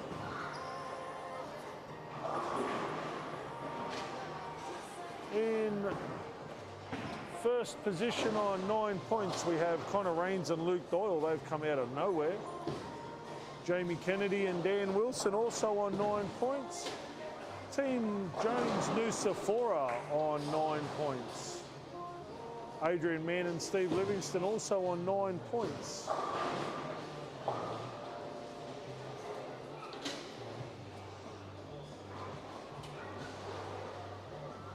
Jordan McCahill and Tony Hoffenset's on 9 points. So what's that? 5 teams on 9 points. This will boil down to pinfall, I think. Sean Dunn and Jesse Ellis, Teresa and Emily Hinspeter, Angelo and Leighton Nusafora on 3 points, and David Hughes and Kyle Craven so far unable to win a game. As I said earlier, if there is a tie for 3rd place, it will come down to total pinfall. If the pinfalls are equal, it will come down to a 1-game roll-off. As I said, we do have 5 teams all on 9 points. There's only 100 pins separating 1st and 2nd. Another 80 pins separating 2nd, 3rd and 4th. So over the general scheme of things, not a great deal of pins. As I said, we have had some great games. We had some good finishes. Some bowlers producing some good results under pressure. Some other bowlers that have managed to pull out some great spares. We saw Dan Wilson earlier in the day spare the 3-4-10. We've had a 6-7-10 spared and a 2-4-8-10. So some great sparing happening throughout the day across the whole centre. The crowd is starting to build a little bit as the day goes on. We are starting to see a little bit of banter between the teams too, which is good to see. David Hughes has opened up with 2 spares. Angelo Nusafora has opened up with 2 strikes. Connor Rains is solid through the first 2. Adrian Mann with an 8 split. Luke Doyle looking to spare his 3-9 as he steps up on lane number 9. Whoa, we got a little quick on that. Tyson Jones continues to be a pillar of consistency with a double. As we look down, Frank Nusafora looking to strike after his 8 spare. Sean Dunn looking to double up, and Jesse Ellis is solid through 3 frames. Emily Hinspeter with a double, Teresa with a strike 9 spare.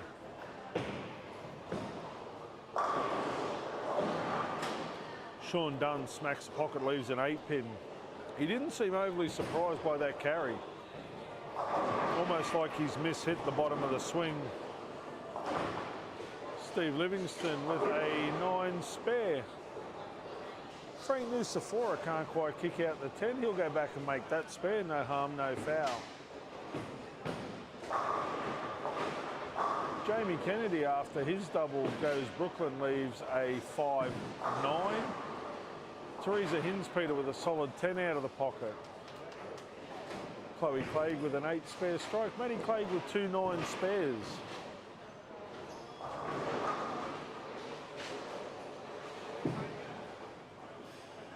Tony Hoffensets goes light, kicks out the 5 late.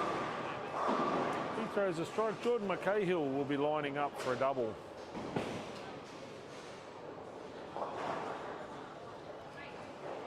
Nice 8 spare there by Jamie Kennedy. He's solid through the first 3. Teresa Hinspeter slides just inside the 10 for a miss. Chloe Clegg goes a little behind the head pin, rings a 6 around the front of the 10.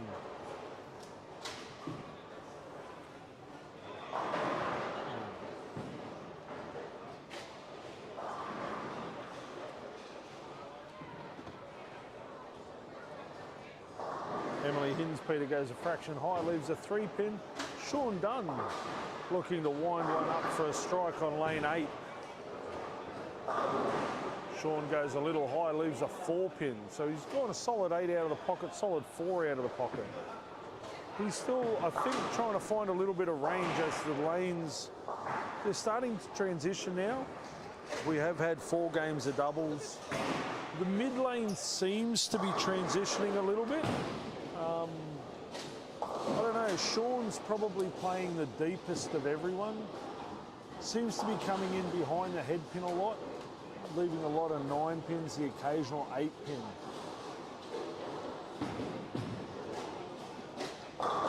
Personally, I'd like to see Sean go to something a little sharp, like a little less sharp on the back end, something that's going to possibly read a little earlier, maybe roll through the pocket as opposed to sort of jump and drive.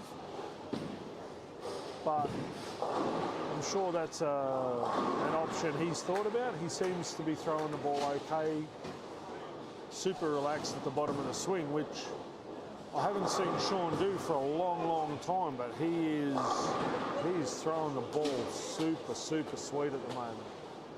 As I say that, Leighton Nusafora absolutely drills the pocket on 11 and 12. 7-10 as cold as you like with messages in front of both pins. So Luke Doyle winds one up, leaves a 3-6-10. Jesse Ellis is off to the races again with 3 in a row. Tyson Jones rolls one up nicely into the pocket for a strike. Steve Livingston through the nose for a 6-7-10.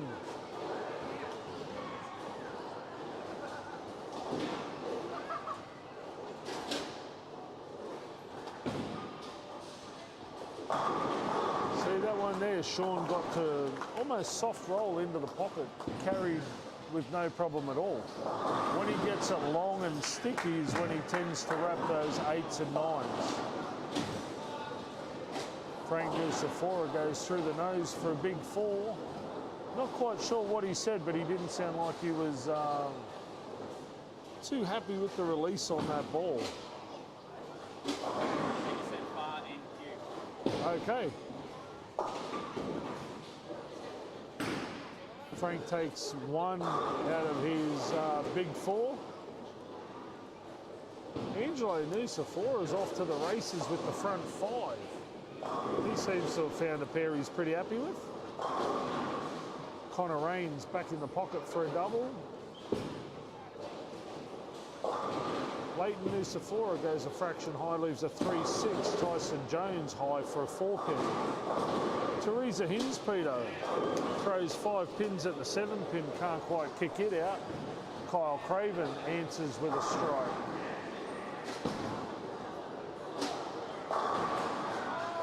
Jesse Ellis with 4 in a row and doing it comfortably. Matt Clegg hits the pocket, leaves a 10 down there on 3 and 4. Luke Doyle still trying to find the carry on 9 and 10. Leighton Nusafora goes wide, leaves a 3-pin only. Sean Dunn's mounting the ball return on lane 7 and 8.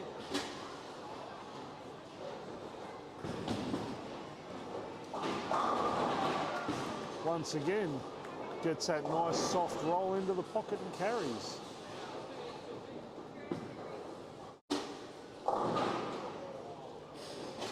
Steve Livingston gave his 6 count a red hot crack, leaves the 10-pin only. Chloe Clegg goes white for the carry down there on 3 and 4.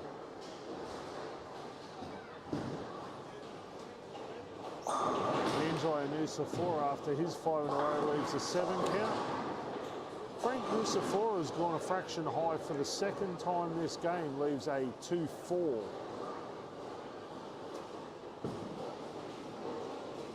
Angelo covers his 7 spare. Connor Raines gets a little soft on the bottom of the shot, leaves a 4-6-7. Frank Nusafora with a cherry of the 2-4 as he's in all sorts. He's rushing the first shot, rushing the second shot, just does not seem to have a nice rhythm at all at the moment. Emily Hinspeter covers her spare. Leighton Nucifora goes light, leaves a 2-pin.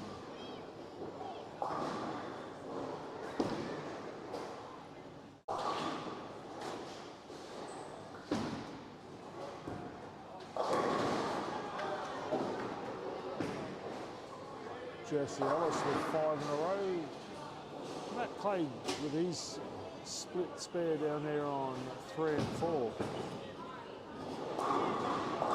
Adrian Mann goes a little high, leaves a 310. Dan Wilson with a double. Hoffen sets with a strike.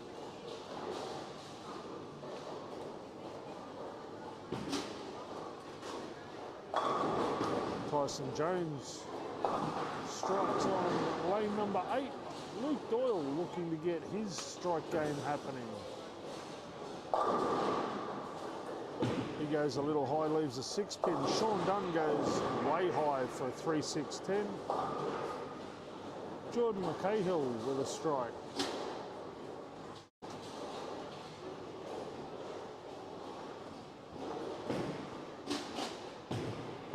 Jamie Kennedy with a strike. Frank Nucifora trips the 6.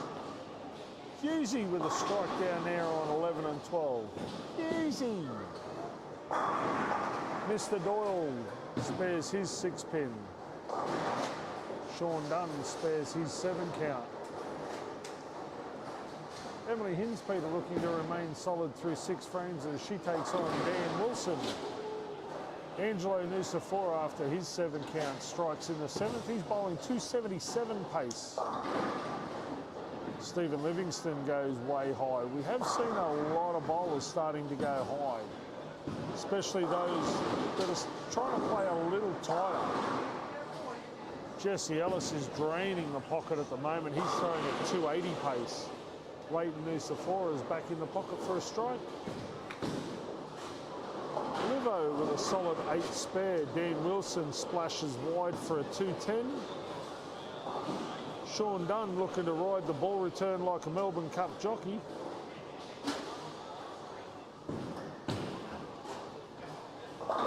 He goes high, can't trip out the 4. Maddie Clegg looking for a double down there on 3 and 4. Chloe Clegg with 3 in a row.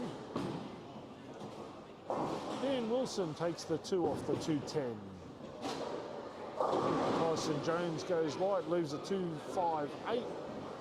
Connor Raines goes high, leaves a 3-6. Sean Dunn spares his 4-pin and Maddie Clegg goes through the beak for a big 4.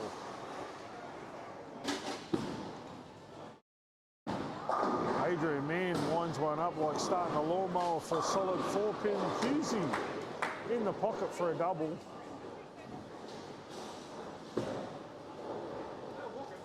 Tyson Jones with a 7 spare.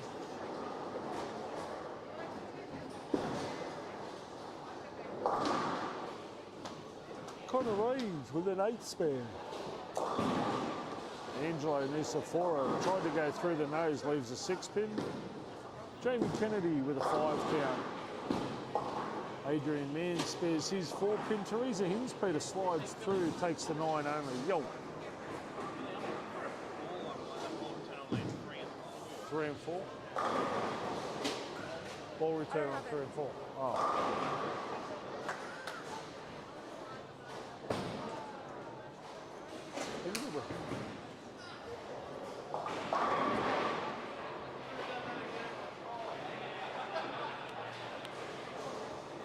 You don't have the microphone, do you?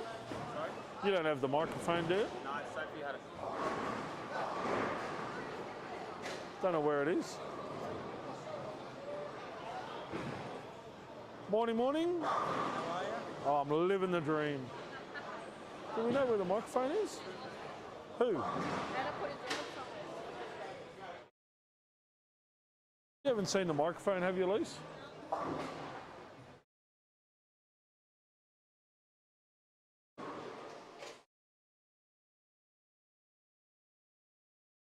Testing 1.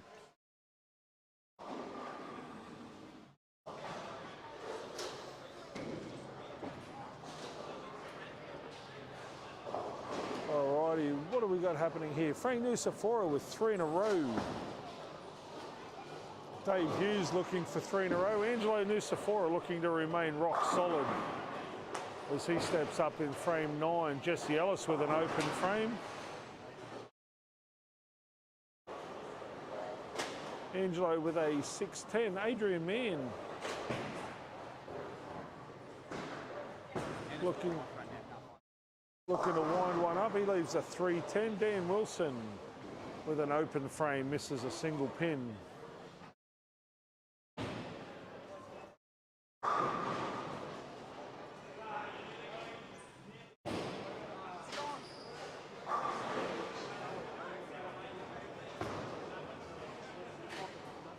Have a look down here. Tony Hoffensets and Jordan McCahill in a very tight tussle with Chloe and Matt Clegg. Jamie Kennedy and Dan Wilson are in all sorts against the Hinspeters.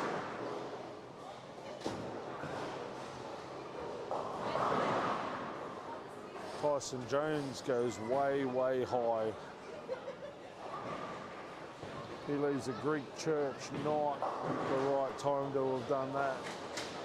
That may have just sealed the victory for Team Ellis and Dunn. Connor Rains and Luke Doyle in a commanding position against Adrian Mann and Steve Livingston. Leighton Nusafora and Angelo Nusafora in a very strong position against David Hughes and Kyle Craven.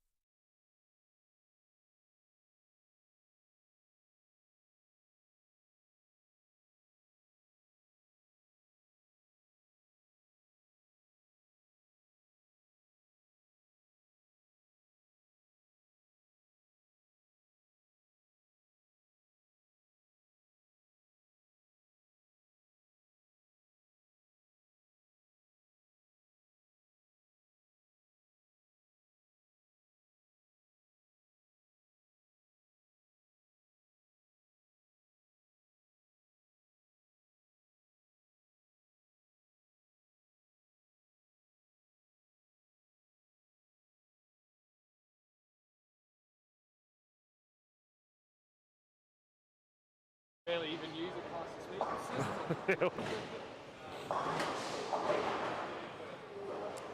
Alrighty, Jesse Ellis with a very nice 244. Tyson Jones with a 191. Frank Nusafora with a 188. So Team Ellis and Dunn take the win over Jones and Nusafora.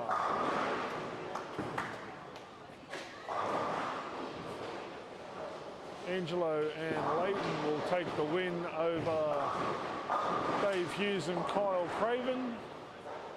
Connor Rains and Luke Doyle will take the win over Adrian Mann and Steve Livingston.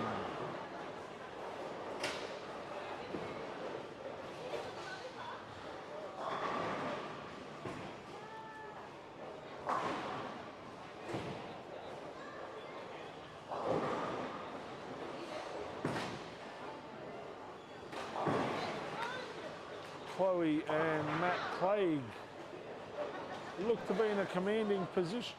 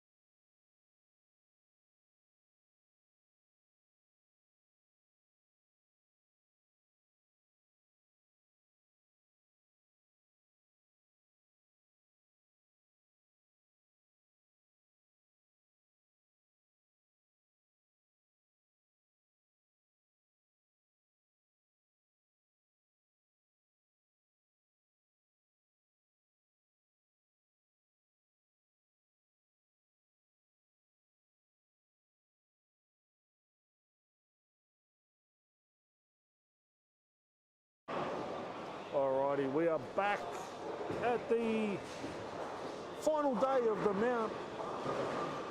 of the Mackay doubles. We're just talking to one of the spectators and the mother of our major sponsor about the trip to Mount Isa. So I do apologise for the rather lengthy pause. We do have Team Nusafora and Angelo and Leighton Nusafora up against Jesse Ellis and Sean Dunn. Jesse Ellis and Sean Dunn are in a very commanding position in that match. Adrian Mann and Stephen Livingston are in a tight tussle with Tony Hoffensets and Jordan McCahill. That game could still go anywhere. Chloe and Matt Clegg also in a very tight match with Jamie Kennedy and Dan Wilson. Teresa and Emily Hinspeter are about 25 pins behind David and Kyle Craven, who are looking for their first win of the day. Connor Rains and Luke Doyle up against Tyson Jones and Frank Nusafora. I'm sure there'll be a little bit of banter in that match. Tyson Jones bombs a double. Frank Nusafora seems to have found a little bit of form this game. Maybe I should have turned the microphone off 3 games ago. He may have actually bowled a bit better.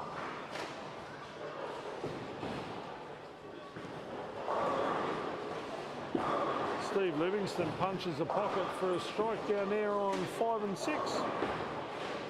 Connor Rains spares his 7 count. Frank Nusafora looking for a double as he steps up.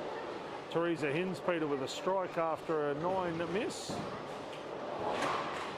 Frank got way skinny on that, leaves a big 4. Maybe I should walk away because I think I've jinxed him again.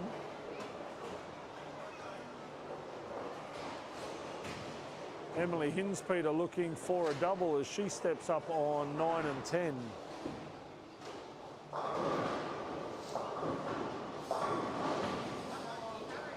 Luke Doyle can't kick out the 10 pin.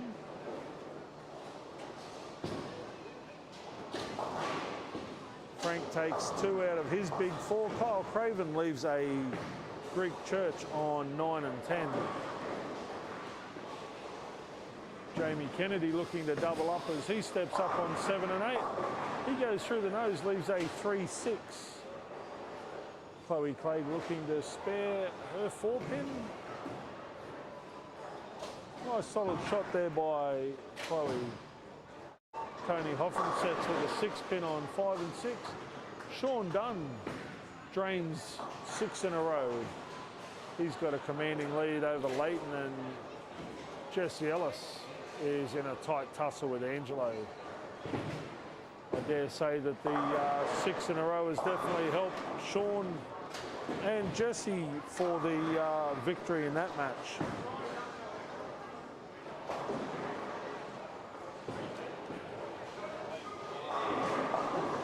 Set on 5.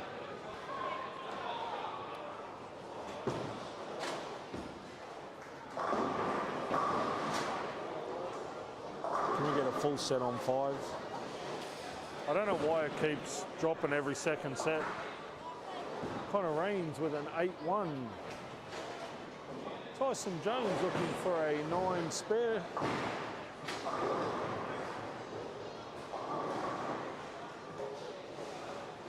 What's up, Terry? Tyson Jones for a spare. Yeah, the honey badger. The yellow there. Yeah. Patrick Daly. Yeah. Uses it for a strike shot. No. He said to me, I need a ball that looks like the Aboriginal flag. Yeah. Black, yellow and red. That's the only ball that I make that's got those 3 colours on it. It's yellow. Yeah. It's got red writing and it's got black writing on it too. It's his Abo ball. Specifically, he asked me to get one of those. I said, then he wanted a bloody sleeve, compression sleeve in Abo colours. Can you get them though? I tried to get a sleeve, compression sleeve in those colours. In a Columbia or a Track C300 or something, that was the closest one I could get. But he's finished up with a hammer one. Actually, there's a bloke that used to bowl. I've got his details on my laptop. He makes or imports compression sleeves and those fishing buffs, and he'll put whatever design you want on them. And Vise does. Because I asked, yeah, but the Vise ones are like $100 a sleeve. They're, yeah, still $50 when you can pay $8 for one. I mean, the Vise stuff's good, but it is way, way overpriced. Like $300 for a triple bowling bag. Buy 3 for that.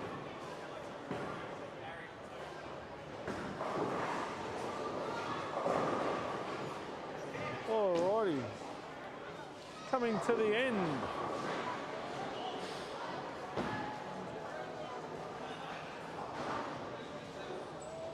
Game 6. This is game 6. Coming to the end of game 6, Connor Rains with a possible 174. Tyson Jones with a possible 208.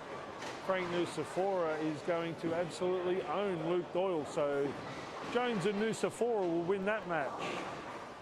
David Hughes and Kyle Craven still involved in a fairly hefty tussle with Team Hinspeter. That could still go anybody's way. Jamie Kennedy and Daniel Wilson at the moment are on the receiving end of Chloe and Matt Clay. Adrian Mann and Steve Livingston look to be in a bit of a pickle against Tony and Jordan, and Angelo and Leighton Nucifora have gone down by 61 pins to Jesse Ellis and Sean Dunn. We do have 3 games left to go before we cut to the top 3 step ladder. At the moment, it's still anybody's guess as to who will make that top 3. The points table is fairly congested at the top. We will have a quick squiz after 5 games. No, we won't. The ever vigilant Belinda Jones is punching scores in as they come through so we can get them to you in the quickest manner possible. So we will give you an update on the points after 6 with 3 games to go in the Mackay doubles. I will take this opportunity to thank our sponsors, PBSA Townsville, Billy's Pro Shop and 10-pin bowling supplies in Cairns, the fabulous people here at the Mackay Leisure Centre, and of course our major sponsor, the Mike Carney Group. If you are after any form of driving experience, please go and have a chat to Chris and the crew. Everything from new and used cars, 4-wheel drive and off-road, through to luxury and Lexus vehicles. Go and see Chris and the crew at the Mike Carney Group.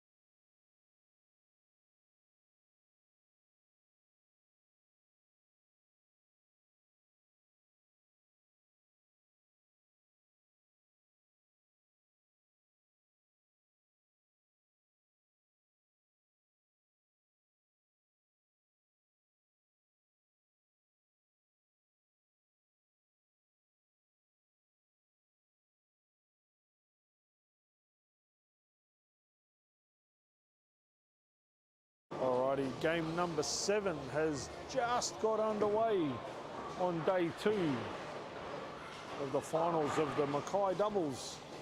Coming to you live from the Mackay Leisure Centre here on the fabulous Nebo Road in Mackay.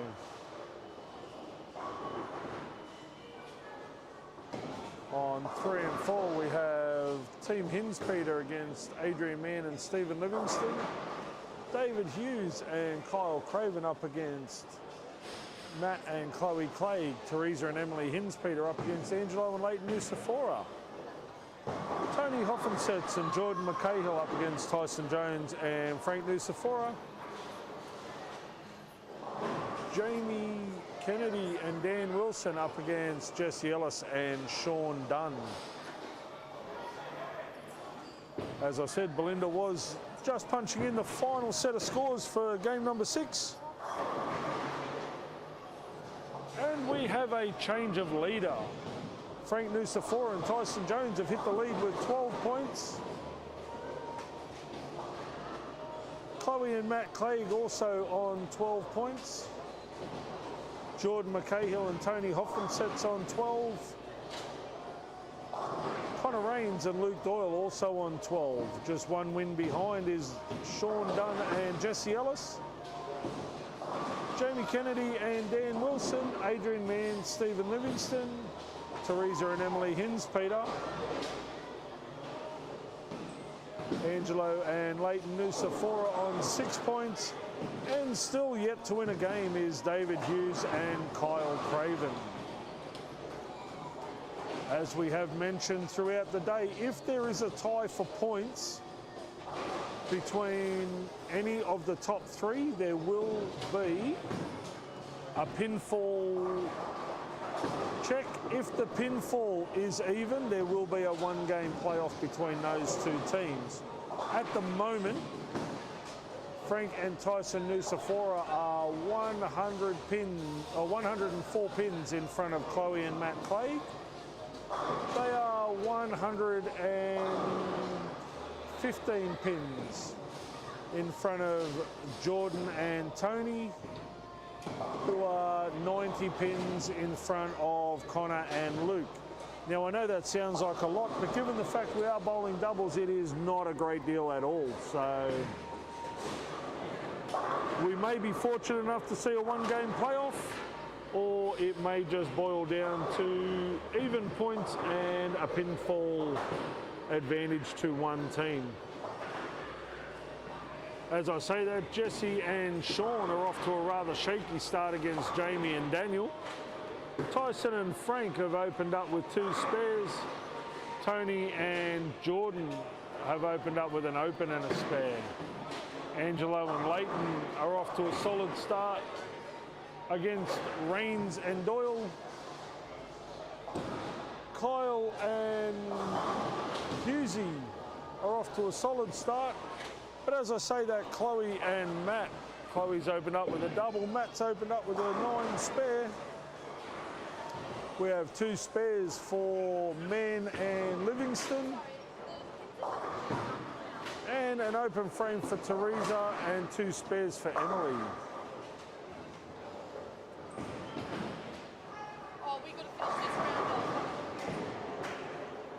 Leighton Nusafora has hit the pocket for a 7-10. Tony Hoffensets with a 9 spare. Tyson Jones with a strike. Frank Nusafora looking to strike. Oh, he manages to trip the 7. He can't get upset if somebody trips a 4-9 at him again.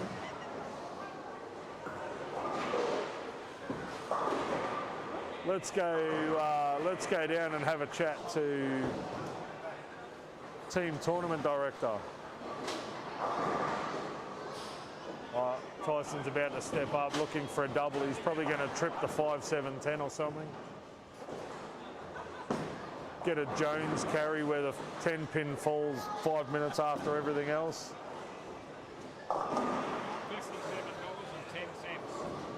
$57.10. $7.10, yeah.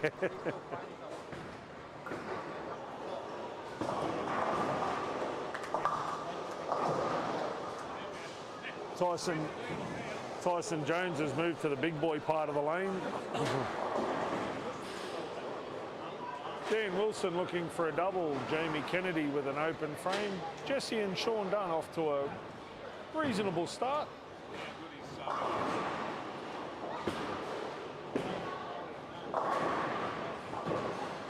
Tony Hoffensets takes a 3-6 off the 3-6-10. Oh, Tyson Jones can't quite touch the sides. So the no ability Billy's got you through the last game, I hear. Yeah, absolutely. Did Captain Squawker over there do his job? Yep. Well, both of us. Just me.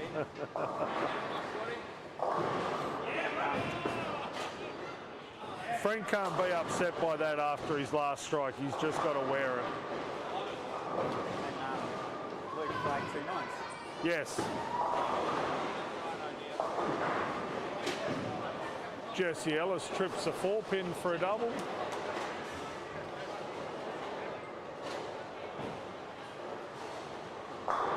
Frank looking for a double. Got way skinny on that. Went a fraction high, leaves a 4-7. That's all right. He'll come back and make that spare.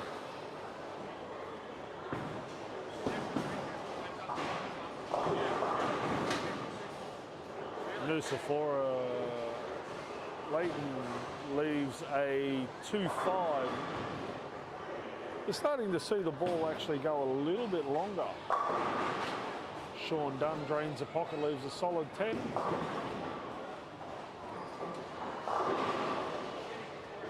Luke Doyle with 3 closed frames to open game 7. Frank Nusafora with a nice 8 spare. Tyson Jones looking to get back in the pocket and start striking.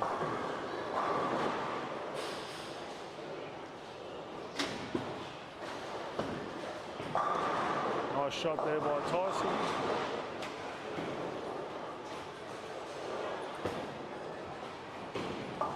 They seem they seem to be open. They seem to be holding up all right. Yeah. I don't move one ball anymore because I'm playing that area. Yeah, but everybody's the same. Nobody seems to have like made a ball change. Nobody seems to have moved much. Yeah, where they start and where they are. Yeah. Frank Nusafora with a strike in the 4th frame. That was a rather healthy shot.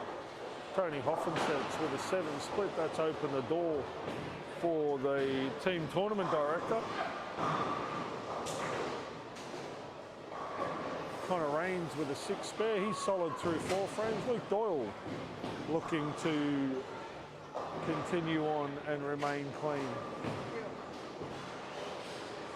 Steve Livingston's clean through 4. Chloe Jones with a 9 spare. Matty Clegg working on a double. Hughesy looking to double up as he steps up on 5 and 6. Luke Doyle kicks a strike. Chloe has moved deep inside, similar to what she was doing yesterday, around about that 23 to 25, out to about 12, getting the ball to sit into the pocket nicely.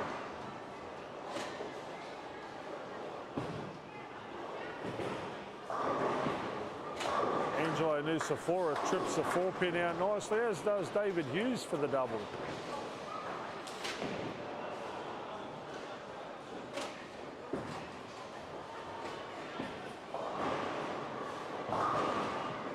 Matty Clegg goes a fraction high. Leighton Nusafora goes light Brooklyn, leaves a 3-9. Kyle Craven's gone the direct approach with a spare ball, leaves a 3-pin. Tony Hoffensets with a spare. Dan Wilson goes wide, leaves a 1-2-4-7. Connor Rains just spared the 6-7-10. Great spare there by young Connor.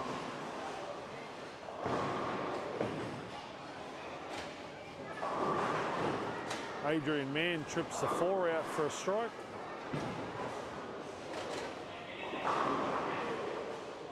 Jordan Mackay with a strike in the 5th frame.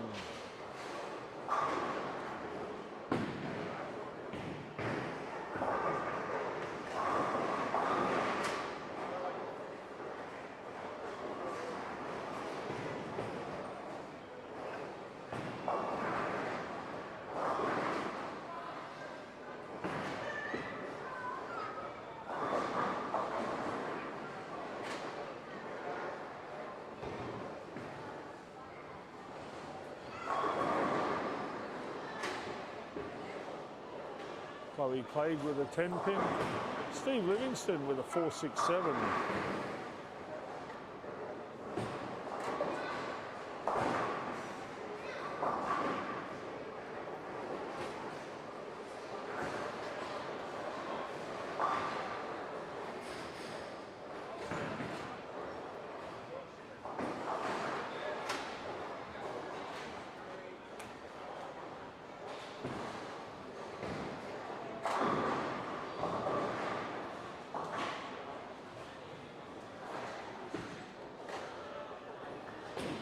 Nice spare there by Emily Hinspeter. Teresa Hinspeter goes wide again. She's having trouble getting the ball back to the pocket all day. Kyle Craven goes a little high, leaves a 6.10. Matt Clay looking to strike on lane number 6.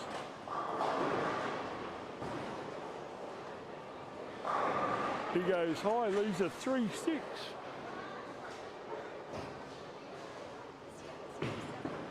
Game 7. 2 to go, then the step ladder.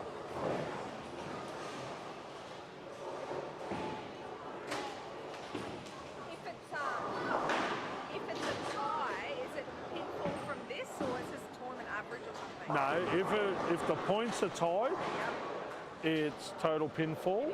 From this round? Overall. Yep. So on 10 pin results, it'll have the overall pinfall. If the pinfalls are tied as well, then it's a 1 game roll off between those 2 teams.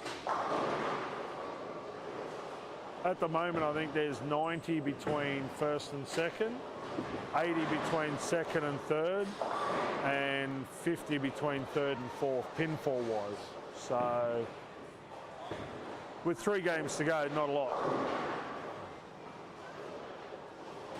The boys are throwing it all right. Luke can't get a consistent reaction, and it's probably the least consistent I've ever seen Connor throw a ball. I've never seen him stand this far left either.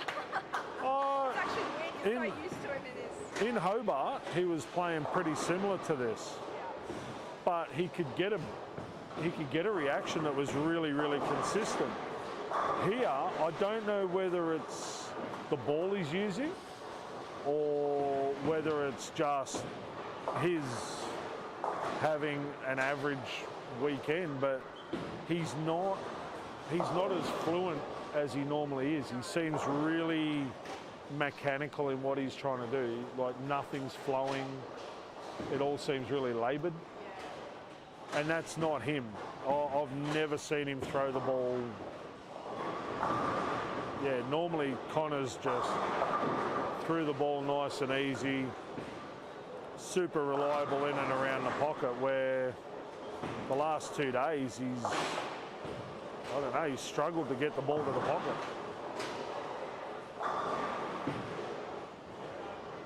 And Luke's attitude is, if I can't hit the pocket the way I want to, I'm just going to try and overpower the pattern. Sometimes I think he needs to take a step back, look at what the ball's doing, and then go, right, this is what I have to do, instead of just getting quicker and quicker and quicker and quicker.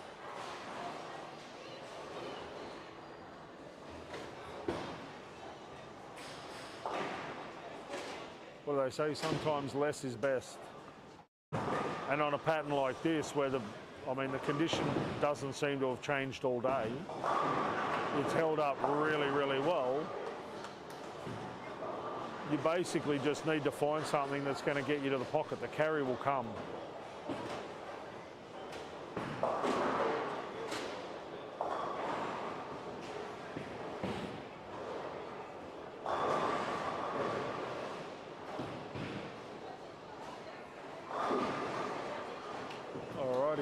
Hinspeter looking for a strike down on 3 and 4.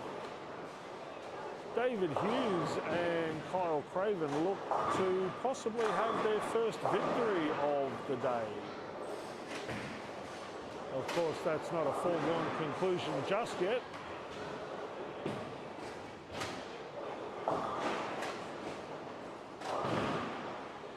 Adrian Mann and Stephen Livingston are making a fist of it against the Hinspeters. Leighton Nusafora with a 9 miss. Nice shot there from Teresa.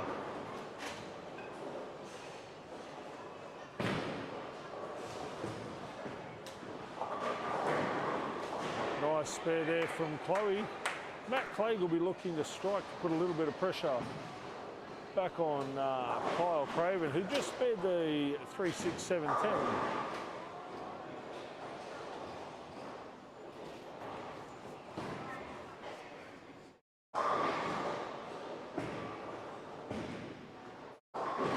Tony Hoffensets goes a fraction high, leaves a 6-10. Luke Doyle with a 5-pin.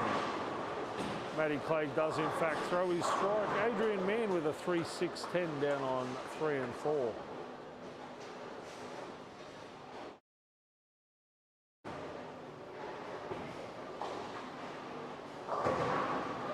Tyson Jones with a strike in the 9th frame.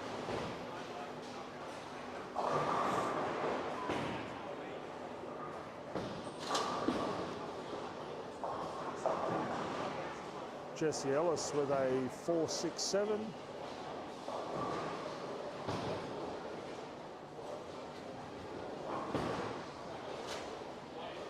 Jamie Kennedy with a strike in the 9th.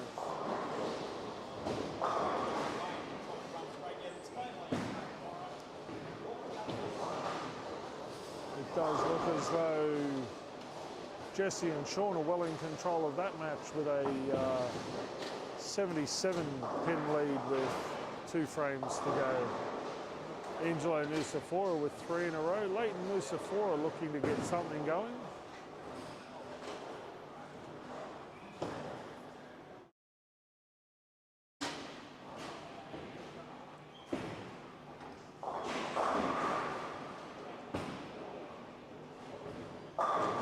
Dan Wilson trips a 10 for a double.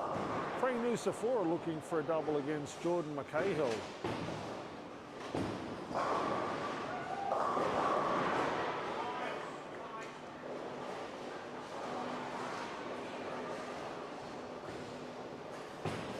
Things are all square in the match against Tony and Jordan.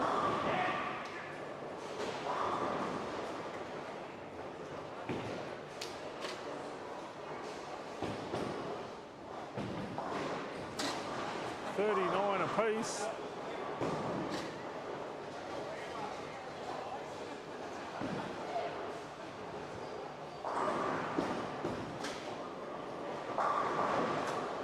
Could this be our first tie of the day down on 9 and 10 between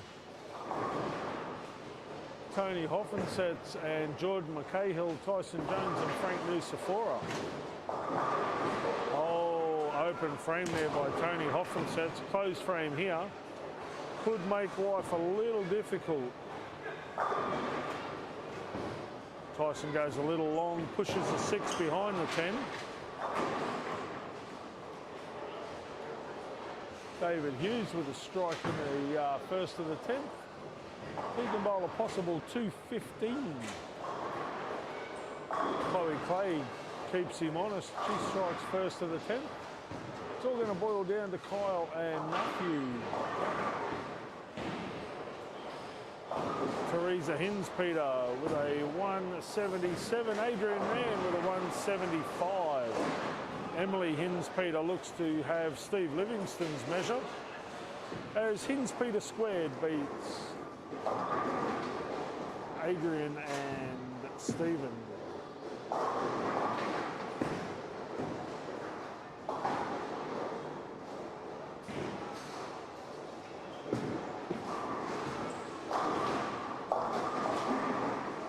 With a 6 count in the second ball of the 10th.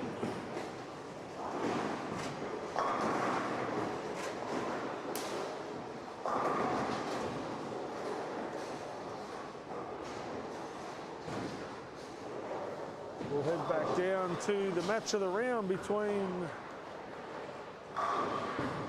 Jordan and Tony and Frank and Tyson.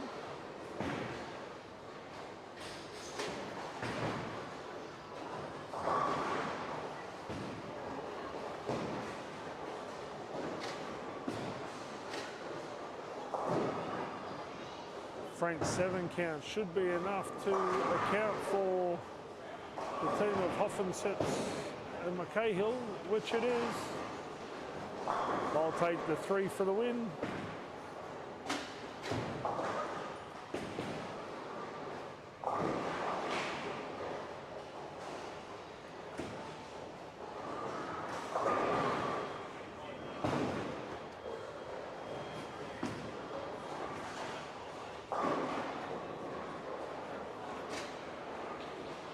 It will be interesting to see what happens with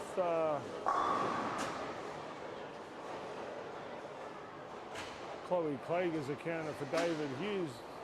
Matt Clegg has accounted for Kyle Craven. So David and Kyle are still winless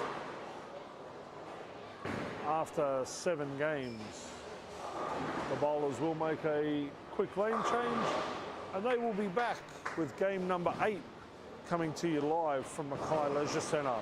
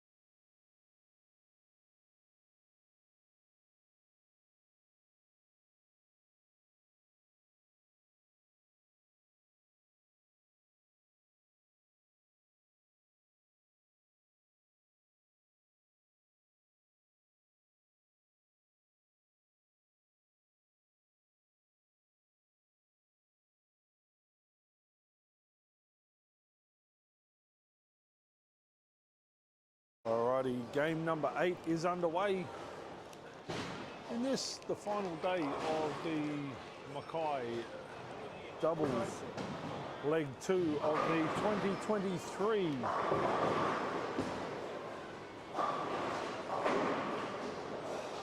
Mackay Memorial Tour.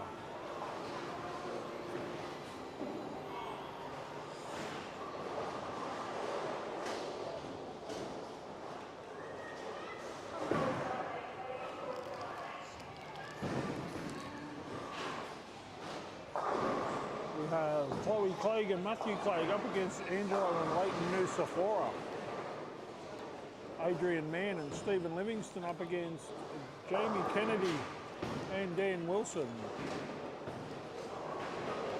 Tony Hopkinsett and Jordan McCahill up against Teresa and Emily Himspeter. Jesse Ellis and Sean Dunn up against Connor Rains and Luke Doyle. David Hughes and Kyle Craven up against Tyson Jones and Frank Nusafora.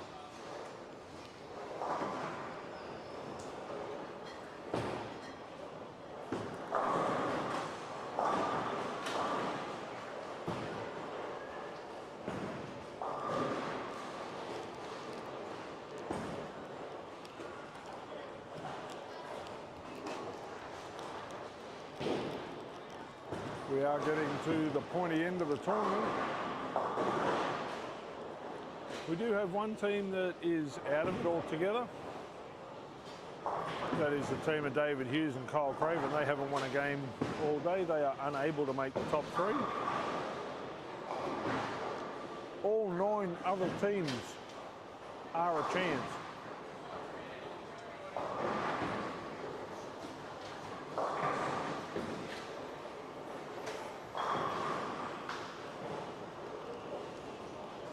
Jesse Ellis with a strike in the 3rd.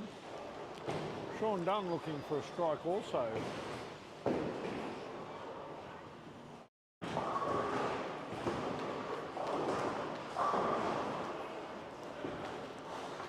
Dan Wilson misses a 10-pin against Stephen Livingston. Chloe Clegg misses a 10-pin against Angelo Nusafora.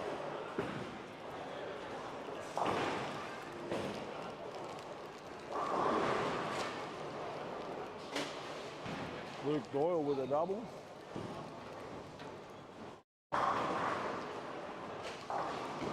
Sean Dunn goes wide, leaves a 2-pin.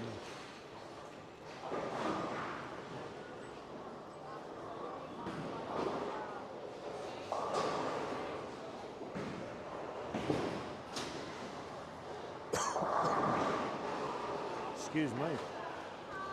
Luke Doyle looking for 3 in a row. Teresa Hinspeter with a strike. Leighton Nusafora with an 8 count. Maddie Clegg with a 7 count.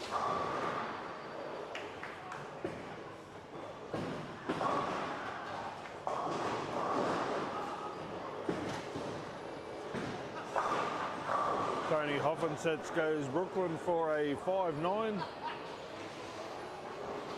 Leighton makes his 8 spare.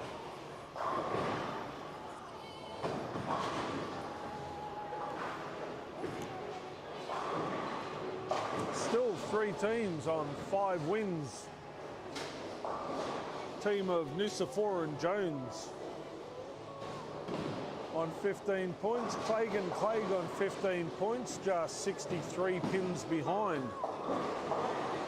Connor Rains and Luke Doyle also on 15 points, but they're what? 256 points behind. Wow. On 12 points, we have Sean Dunn and Jesse Ellis. Also on 12, we have Jamie Kennedy and Dan Wilson. Jordan McCahill and Tony Hopkinsett. The Hinspeter clan. Adrian Mann and Steve Livingston. Angelo and Leighton Adrian Mann and Stephen Livingston on 9 points. Angelo and Leighton on 6 points. And as I said, David Hughes and Kyle Craven on 0. So with 2 games to go, we have 8 teams, all with a chance of making the top 3 step ladder.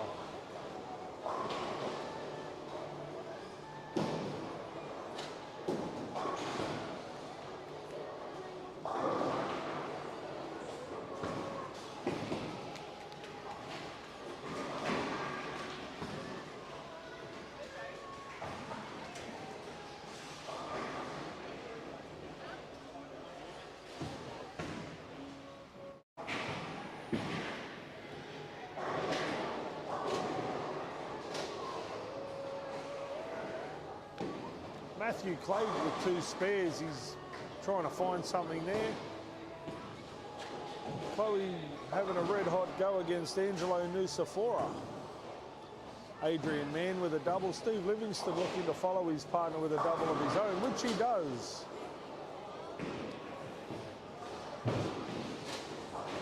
Jordan McCahill with the Greek Church. Dan Wilson looking for a double. Emily Hinspeter looking for a double. Teresa Hinspeter with an open.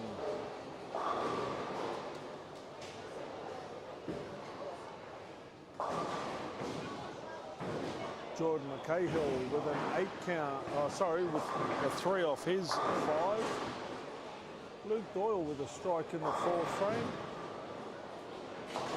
Sean Dunn with an 8 spare. David Hughes with a 9. Tyson Jones with 3 in a row. Frank Nusafora solid through the first 4 frames also.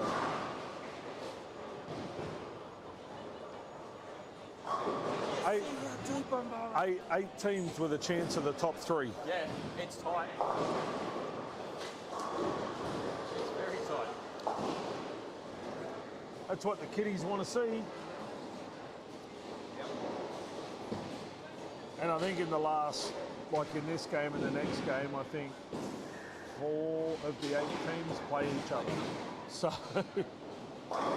yeah, it could boil down to a last game for the top 3.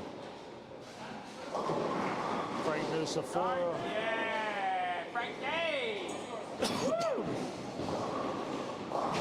For those of you that are watching the live stream on 3 and 4, if you ever see Frank Nusafora get disappointed sticking a 7-pin after that strike, please poke him in the eye.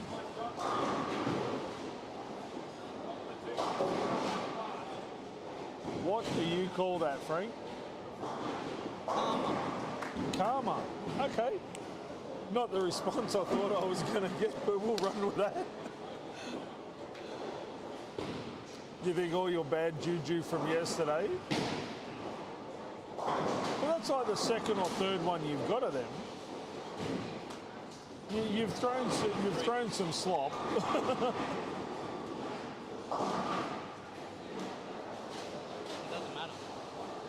Well, up there it's a great shot, isn't it? Win by an inch, win by a mile. Only got to win by 1. Oh, Jesse Ellis. Easy. Tell us a joke.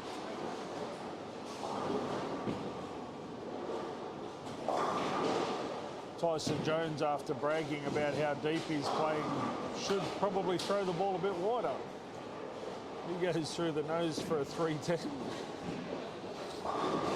I guess old habits die hard. When you used to throwing bullets off the corner, sometimes you want to throw a bullet up the middle.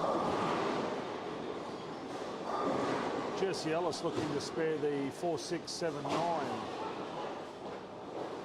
Tyson Jones slides one past the 3-pin, and he said, "For the love of God," I'm sure that's what he said.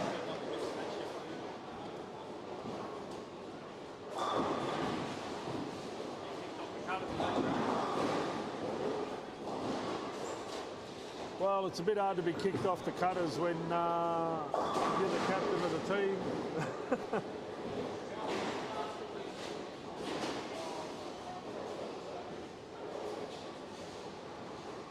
Sean Dunn's actually standing on the left-hand lane, lofting the gutter, throws a double.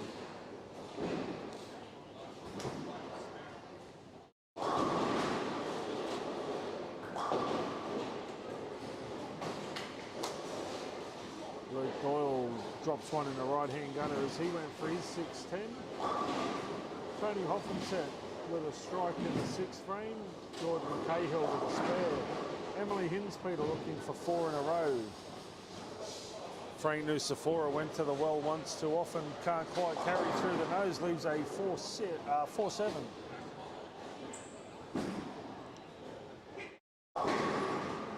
Jesse Ellis with a strike, excuse me. Sean Dunn looking for 3 in a row.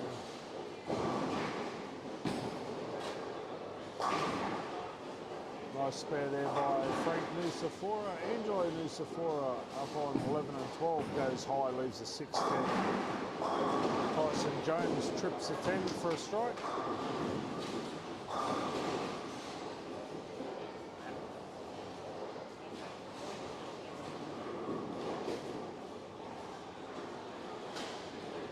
Sean Dunn lofting the half the lane.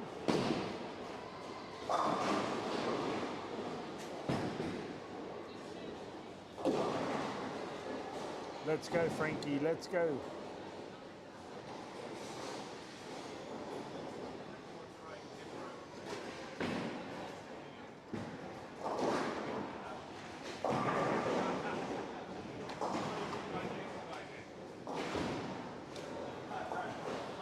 He would have destroyed Sean's line.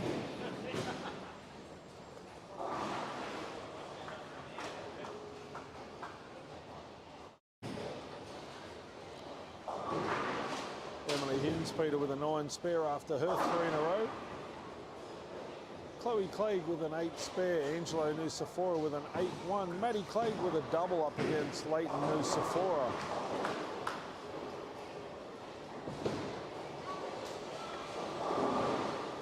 Adrian Mann cherries the 6 off the 6-10. Steve Livingston and Dan Wilson involved in a fairly tight tussle.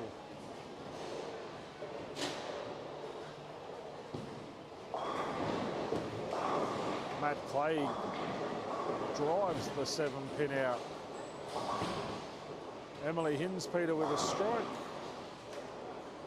Tony Hoffenset's looking to spare his 9 count.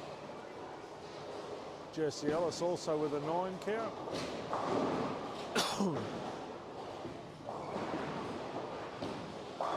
Chloe Clay, beautiful pocket shot. Not a bad way to start a foundation frame. Maddie Clegg looking for 4 in a row. And a rather commanding lead over Leighton Nucifora. Angelo Nucifora punches the pocket, leaves a solid 9-pin.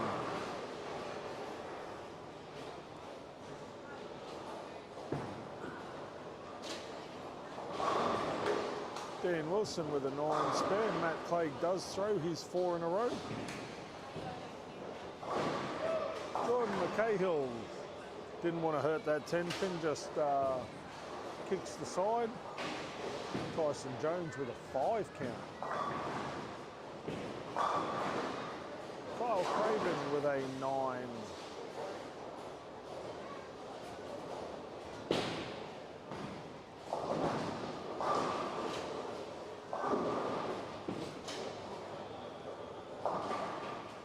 Sean Dunn losing a bit of reaction as he lofts the gunner.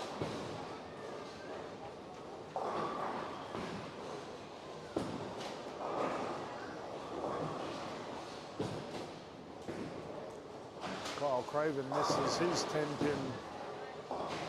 Sean Dunn with an open. This will see Connor and Luke possibly win against Jesse and Sean. David and Kyle are going to remain winless.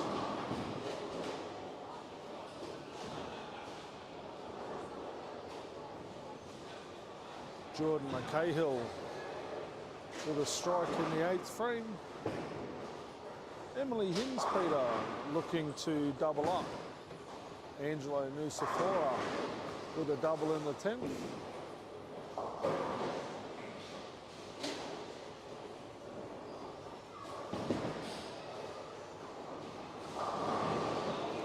Teresa kicks the 5-pin out. Emily throws a 7 split. Dan Wilson with a strike in the 8th frame. Angelo with a 9 on the bonus ball. He bowls 203.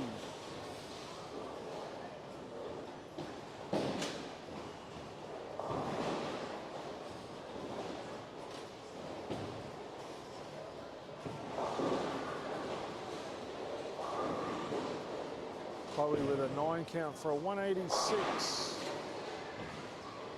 Leighton Nusafora. This is a head pin to the left, leaves a 1-3-6-8. Luke Doyle with 3 in a row as he bowls against Sean Dunn. Nice 6 spare there by Leighton Nusafora.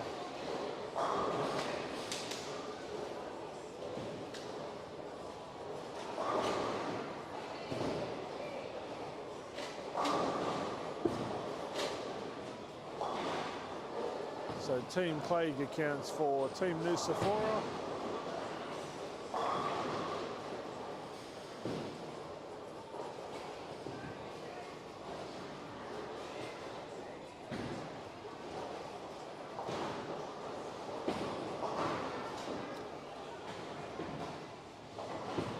Jamie Kennedy with a 9 miss.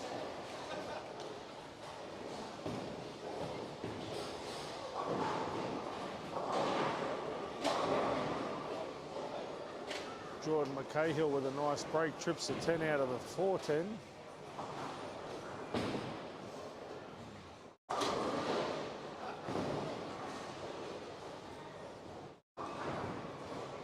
Jesse Ellis, Messenger just misses. Steve Livingston with a 9 miss. Matty Clegg with a 205, 399. Defeats Team Nusafora 367.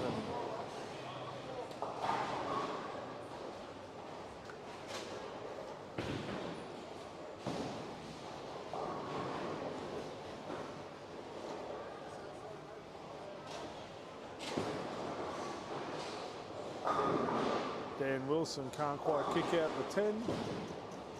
He should go back and make that, and it'll be a 10-pin game.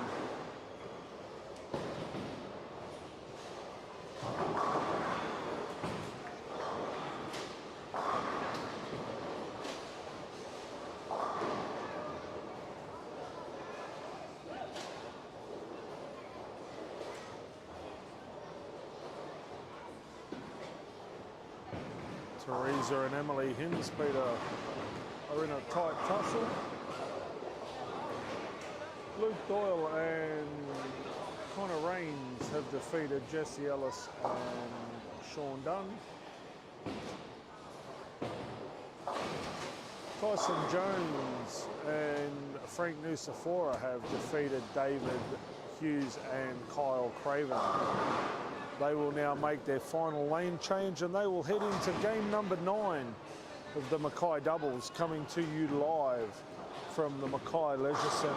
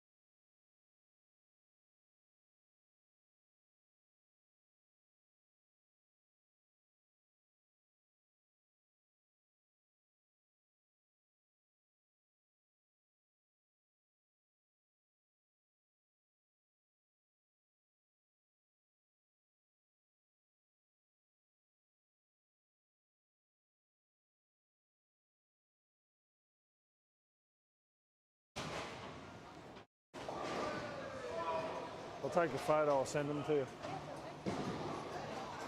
Alrighty, the final game is underway.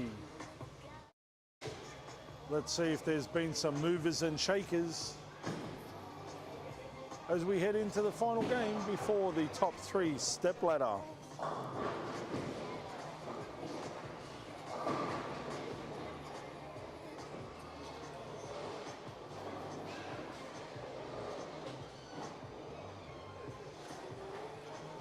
We are all over this like me on a muffin. Alrighty. In first position. Whoop, I don't know what the hell I did there.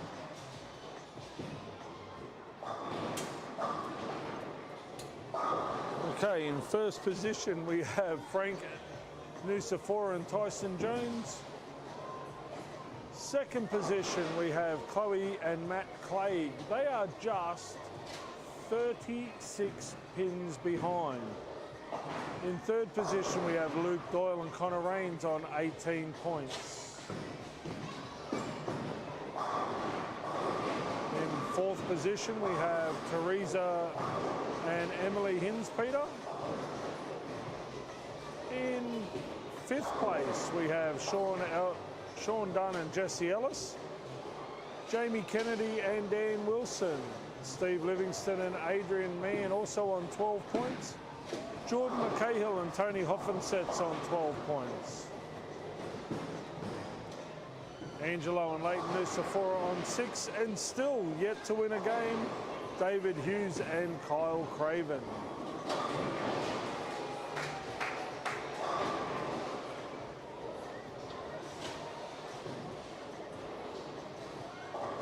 As I said, the top 3 will go through the stepladder. If there is a tie for any of the places on points, it will come down to a pinfall. Now, putting that into perspective, if the Hinspeters were to win this last game and Connor Rains and Luke Doyle were to lose, Teresa and Emily Hinspeter are 1 pin in front of Connor and Luke Doyle. So providing their pinfall is better than Luke and Connor, then they would go through to the final. Now, Connor and Luke are playing Chloe and Matt Clegg, who are currently in second position, just 36 pins behind Frank and Tyson. Frank and Tyson are playing Teresa and Emily Hinspeter. So from lanes 9, 10, 11 and 12, the winners of that could determine who is first, who is second, who is third and who is fourth. The top 4 teams, boys and girls, are on 9 to 12. Do not, under any circumstances, tune away. This could come down to a 10th frame.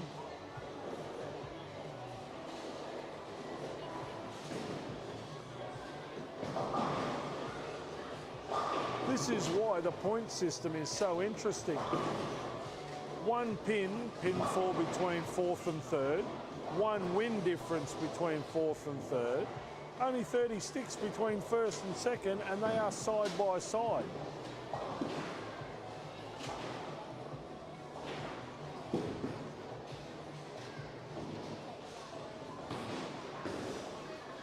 As I say that, Emily Hinspeter has thrown an open frame. Frank Nucifora and Tyson are solid through 2 frames. Chloe Clegg has gone strike 9 spare. Luke Doyle's drained the pocket for a strike. Matty Clegg stepping up for 2 in a row.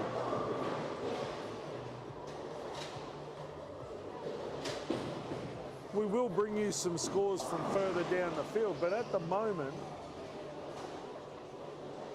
we're looking at the top 4 teams on 9, 10, 11 and 12, and this will determine who is first to 4th. The winners will finish up 1 and 2. Pinfall can become a factor. 36 pins in a doubles format is absolutely nothing. 1 pin in a doubles format is negligible. Like,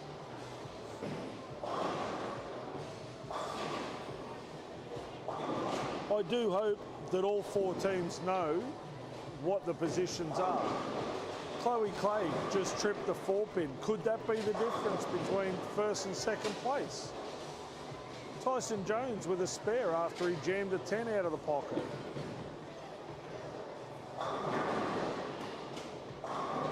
Emily Hinspeter's in the pocket against Frank. She's looking at him saying, come on, big fella, let's have a go.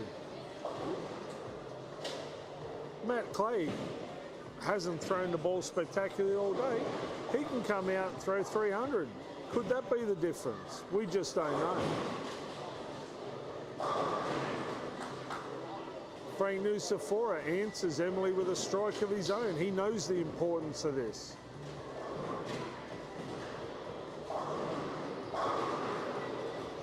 Matt Clay, smooth and sweet as silk. He drains 3 in a row. Luke Doyle's looking for a double. Connor Raines back on the spare game.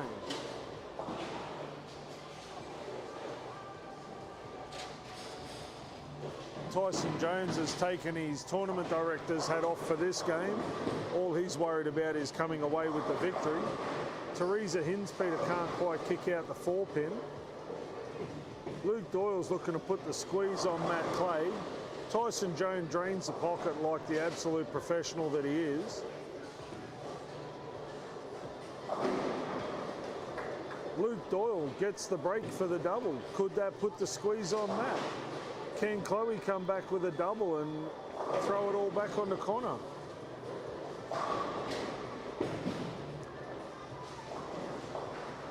Teresa Hinspeter covers her spare. She knows the importance of a spare game.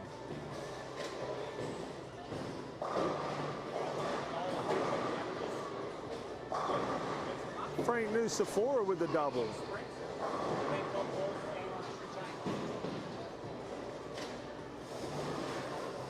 Connor Raines with a 9 count. Chloe Clay doubles up. Again, proving why she is one of the best females in the country.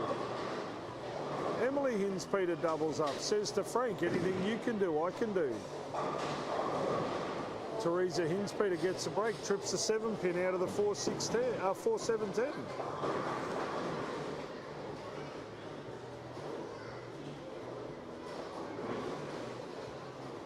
Luke Doyle looking for 3 in a row. Matt Clegg steps up to put the pressure on with his 4.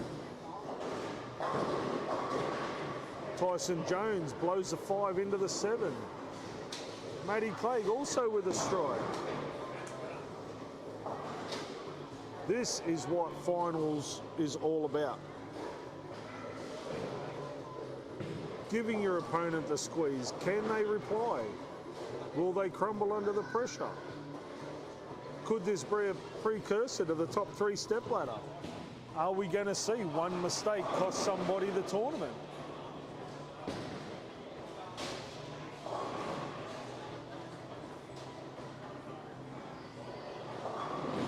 Emily Hinspeter, one of our young President Shield bowlers. She goes a fraction high, leaves a 310. Is that a sign that the pressure may be playing on her mind? In her defence, though, she has increased her ball speed over the last 3 or 4 months. She's worked hard on her game. It showed. She's a lot better under the pressure situations.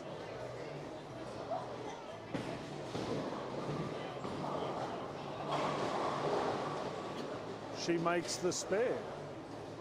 Frank Nusafora can get up, throw 3 in a row, throw that pressure right back on the shoulders of young Emily. How will she respond?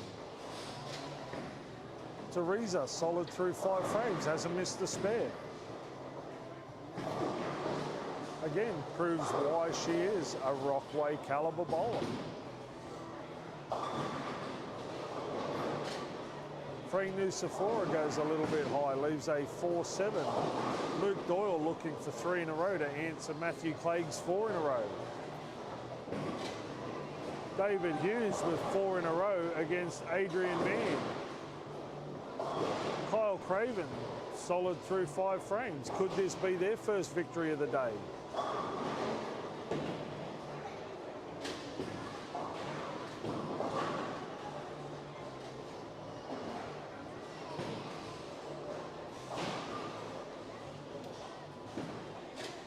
Oh, Tyson got a little bit agricultural with that, got it wide, wobbles to 2.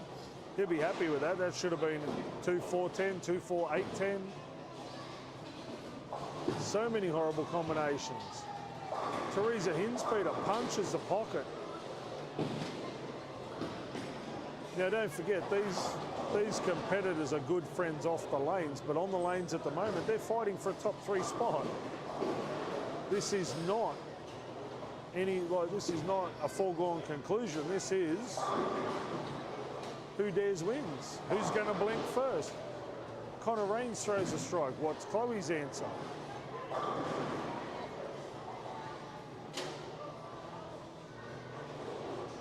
This is where it gets a little bit dangerous because Chloe's got that Chloe strut.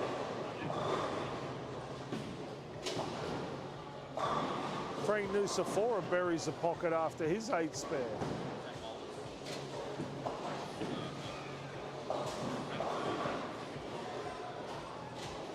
Oh, Luke Doyle's had a blink. He's thrown a 7 split. 4-6-7. Emily Hinspeter punches the pocket, leaves a solid 10. Teresa Hinspeter sucks the 8-10 backwards for a double, says to Tyson, come at me.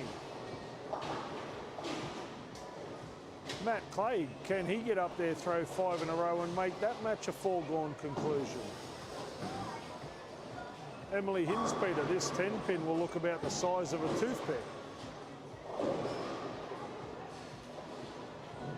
She drops one in the right-hand gutter. Has she just had a quick look?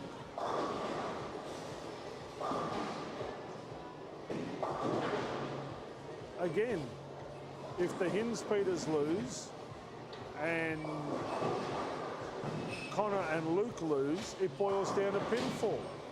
Can the Hinspeters hold on to their 1-pin advantage? Will Luke and Connor jump them for a spot in the 3? You do not want to turn away right now. Matt Clegg makes his 8 spare. Dave Hughes' run of strikes comes to an end with a 9 spare.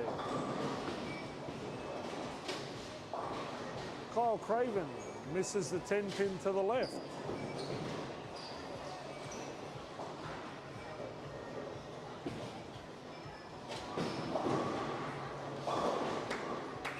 It's hard to believe that the team that everybody thought would have been in the top 3 after yesterday, Sean and Jesse Ellis, are going to miss the top 3. They cannot make the top 3.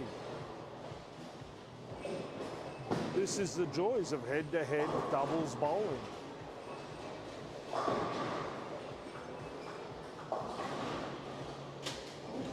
Emily Hinspeter covers her 4-pin. Can Teresa throw 3 in a row? Yes, she can. Forces Tyson to double. Frank Nusafora is working on a double. Can he throw 3 to cover Tyson?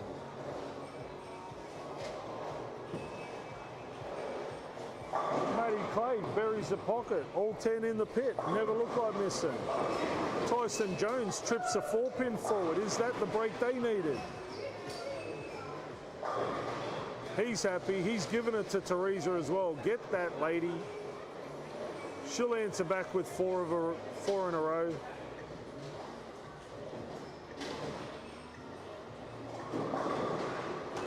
Emily Hinspeter telling Frank she's not going anywhere. She's like a mosquito. She just doesn't go away.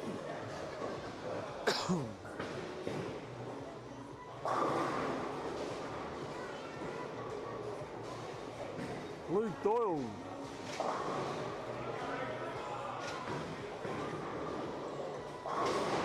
Frank Nusafora with a 9 count that probably shouldn't have been.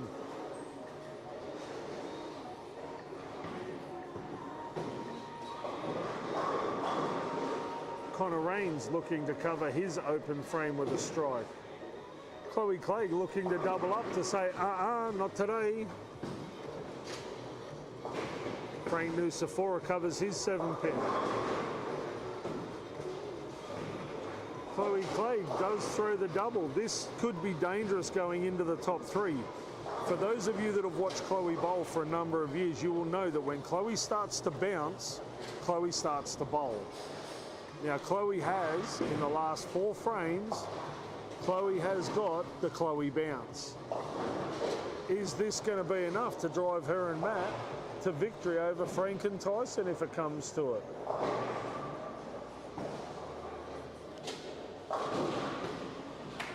Tyson Jones, has he found something late in the day?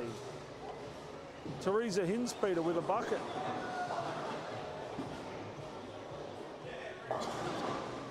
Judging by the scores at the moment, unless Luke Doyle can string off the sheet, I dare say that the Hinspeters are going to have enough to make the top 3. Now, remember, Chloe and Matt are only 36 pins behind Tyson and Frank. At the moment, the way things stand, Chloe and Matt will jump Frank and Tyson by about 12 sticks. As I say that, Matt Clegg is thrown an open. Are they going to have to play the first match against the Hinspeters? This will come down to the 10th frame on 9 and 10 as to who goes in to the top 3.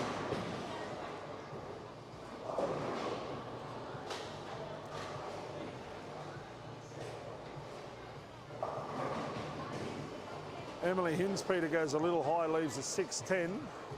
We'll go for a quick walk across the centre to see who's doing what, and then we'll come back to 9 and 10, 11 and 12 because this is where the action's going to be.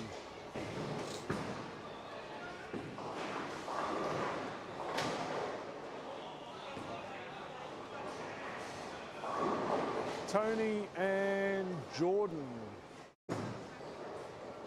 they have accounted for Jesse and Sean.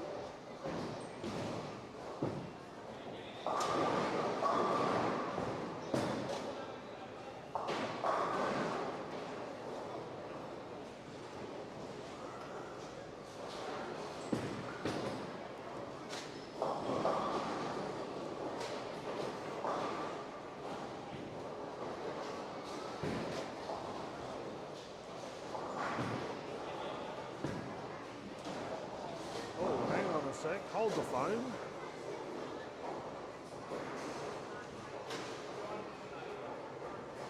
There they have the most Sean and Jesse can finish with is 3.99, so they'll get them by a maximum of 7. Jamie and Daniel have accounted for Leighton and Angelo.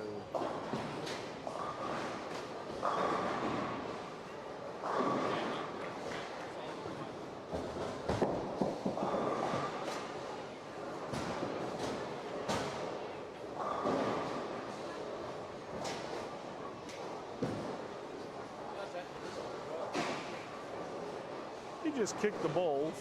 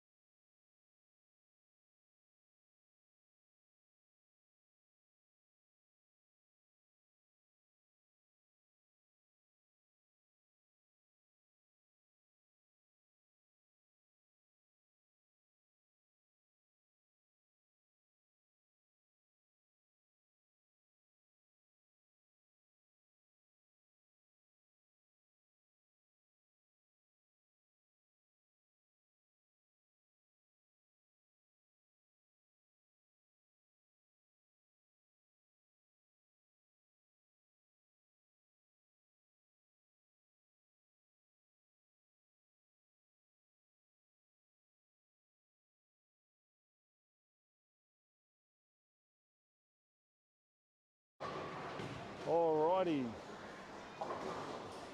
The team of Jones and Nusafora have defeated the Hins Peters. Connor and Luke look like going down to Chloe and Matt. The question is, do they have enough pins? Stay tuned. We will have the answer to these questions and more in just a few moments.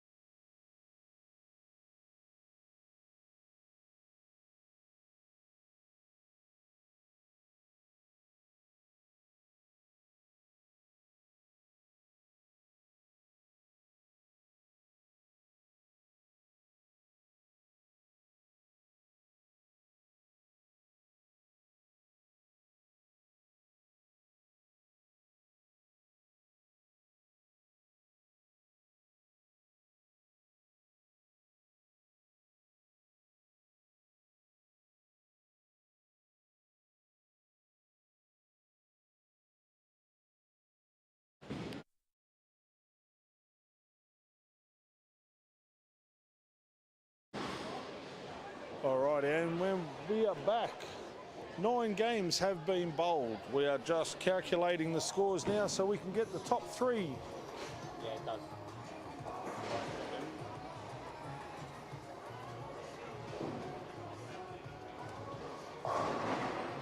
Just want to check.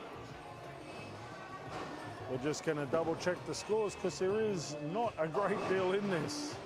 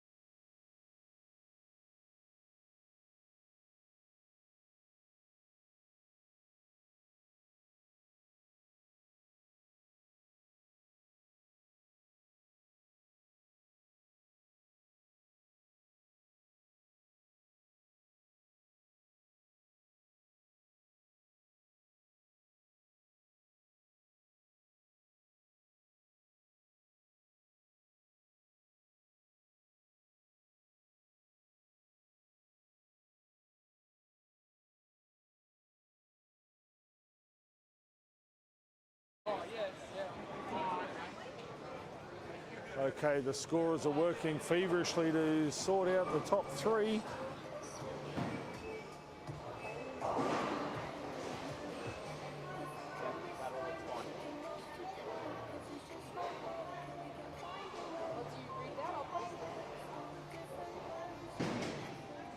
That's right. All right, the top 3 teams going through to the match play is Connor Rains and Luke Doyle.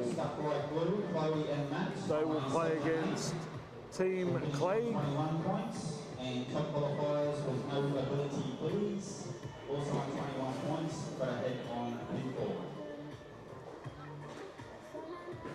So if Chloe There was just 74 pins between first and second place, you'll get one frame and one win from second to third. So we will see Connor Rains and Luke Doyle play Chloe and Matt Clegg in match number 1 of the Stepladder. The winners of that match will go through to play Tyson Jones and Frank Nusafora for the title of the Mackay Doubles Open for 2023 of the Q Tour North. Yeah. Don't bring up step 1, it's only got these guys. That's okay. I think we've got to add them.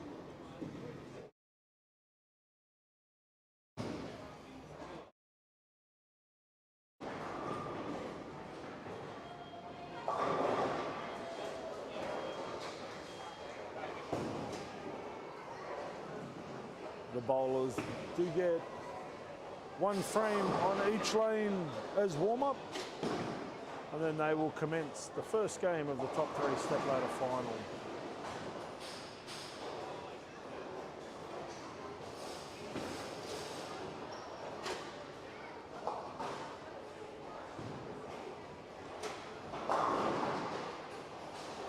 This should be a cracking match. We've got 2 local youngsters bowling against 2 of Australia's best.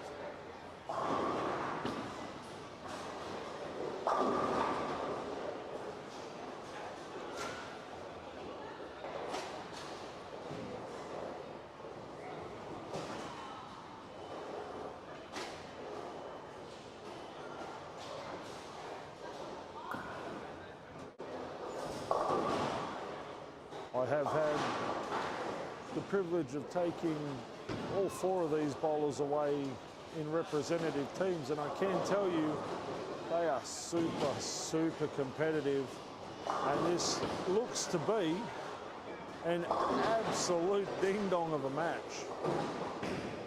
Can the power of Luke Doyle overcome the grace and ease of repetition of Matt Clegg? Can Connor Rains keep up with the consistency of Chloe Clegg? This will be an outstanding match. If you're going to make a cup of tea, now's the time to do it, because once the action starts, you don't want to miss a ball of this first Stepladder final.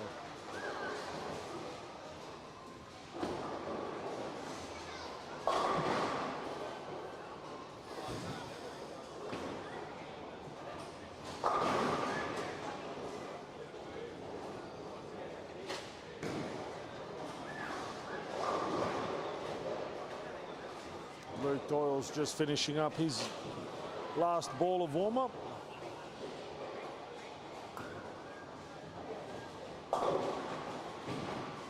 All 4 bowlers look dialed in and ready to go. Okay, another round of applause for our semi-finalists, please. Connor and Luke versus Chloe and Matt. 1 game roll-off to determine who plays top qualifier. Good luck and good bowling.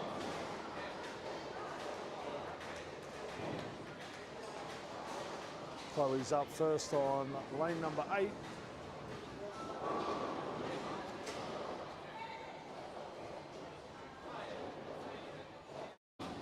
Gets through that one nicely. Got a little skinny, got the hold though. She punches the pocket, as I said.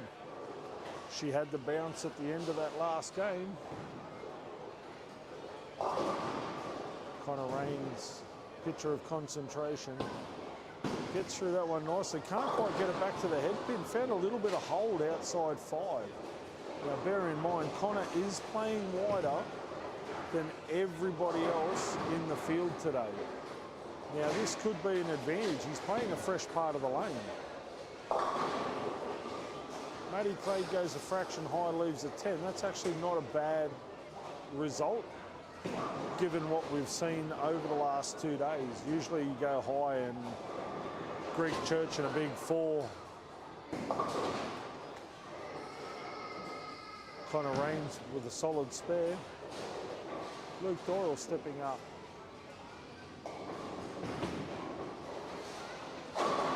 Solid spare there from Matty.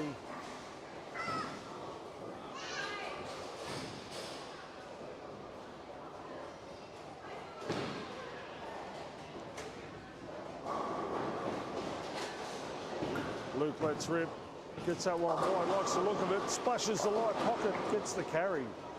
We are all square after one frame. Connor Rains has a very, very methodical setup, goes through the same routine, which is really good to see. Now you will notice he has made a massive move left on the right-hand lane.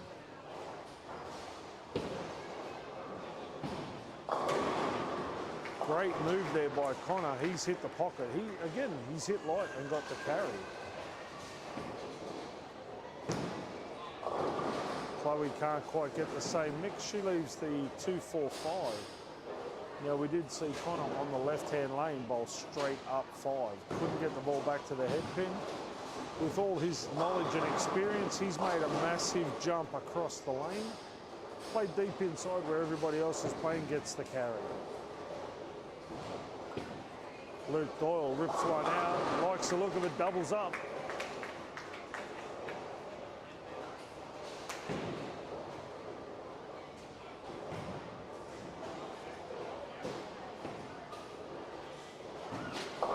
Chloe with a nice spare.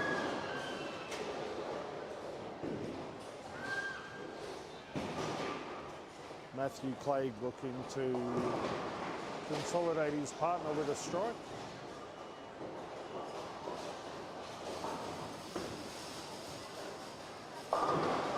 Ooh, hits the pocket, can't quite kick out the 9. That's all right, still early on in game number 1.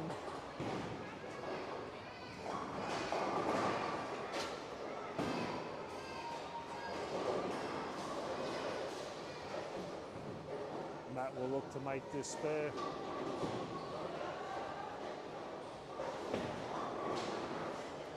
Solid spare there from Matt.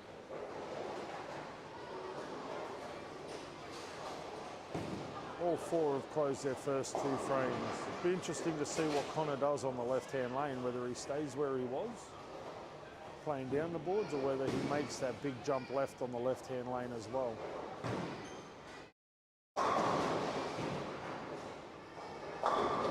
Chloe hits the pocket, can't quite kick the 10. She gets the wobble, but not quite kicking the 10. That ball was a little bit left of target, managed to find a little bit of hold. Not quite enough drive to push that 6 into the 10. Connor has jumped left on that left-hand lane, and again can't quite get the ball back to the pocket hard enough to carry. Still makes a pretty good shot, leaves a 2-5. We have seen a lot of players this week chop the 2-5.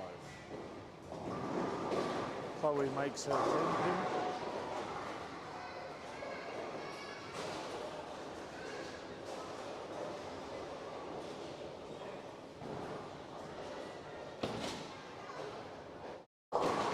Connor makes no mistake with that spare. Matt Clegg looking to get the radar happening. He's jumped in front of the ball return on the left-hand lane.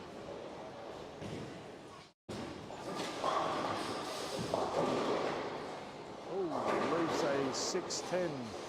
Did have a rolling messenger, can't quite make contact with the 6.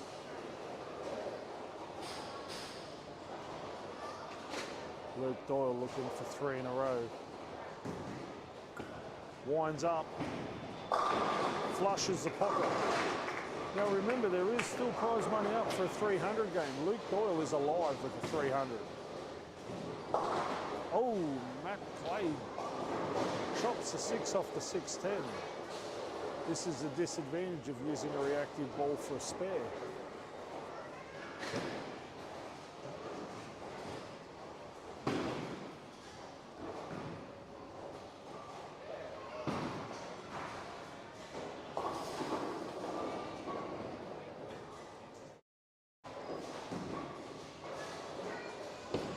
Connor Rains likes the look of that one. Fist pumps it, carries the pocket. Great shot there from young Connor. when we went away to President's Shield last year, we actually had Connor as our anchor bowler as Chloe goes light again on the left-hand lane for another bucket. But yeah, we had young Connor as our number 5 anchor bowler.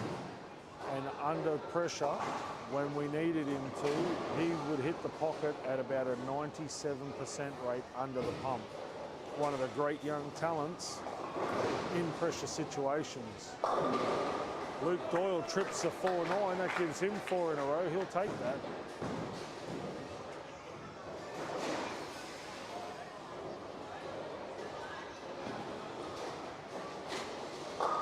Chloe solid through 4 frames.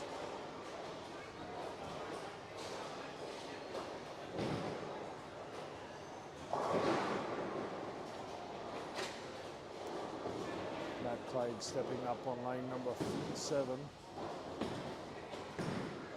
He too can't quite get the ball back, like he missed it at the bottom of the swing. The problem the high rev players have is that they need to try and get the ball not only through what is now a burnt up head area, they've got to try and get the ball to still bite hard enough on the friction. Now, some players do this with ball speed. They alter their ball speed to try and get through the burnt heads.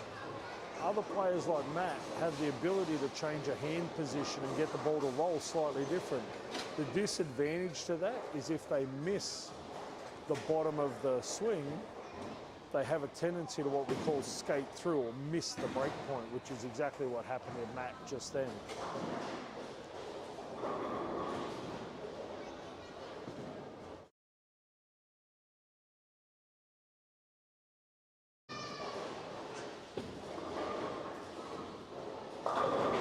Chloe hits the pocket a little bit harder that time, can't quite trip the 4. Connor Rains looking to double up and really put the pressure back on Team Clay.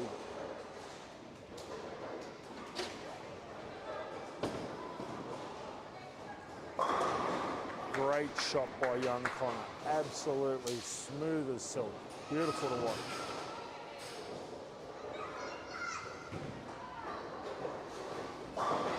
Chloe Clay stepping up for her 4-pin spare. Luke Doyle looking for 5 in a row. This has definitely been a great step up by young Luke.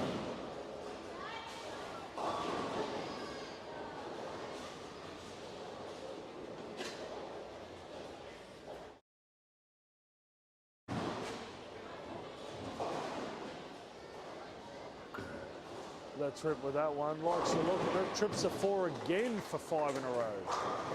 That's 2 trip 4-9s in a row.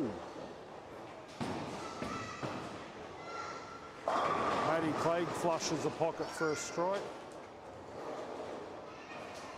This is still anyone's game. 41 sticks down with 5 frames to play. One mistake from either side could pretty much spell the end.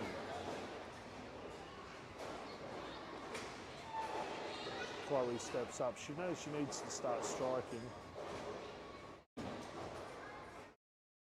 Oh, she got that one a little further inside. Manages to catch the oil. Slides through. The ball just had no drive, unfortunately. So she's left herself a 5-7.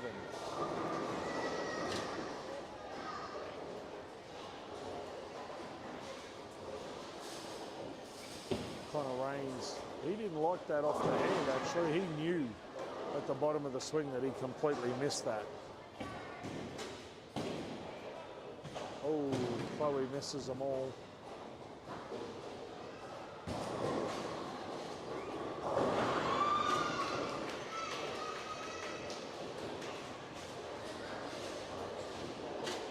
Connor looking to consolidate his double with a spare.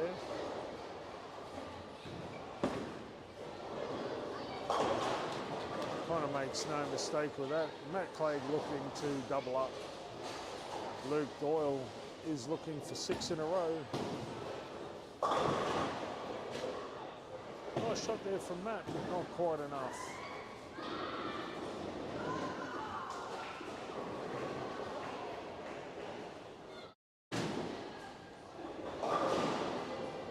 Luke Doyle looking for 6.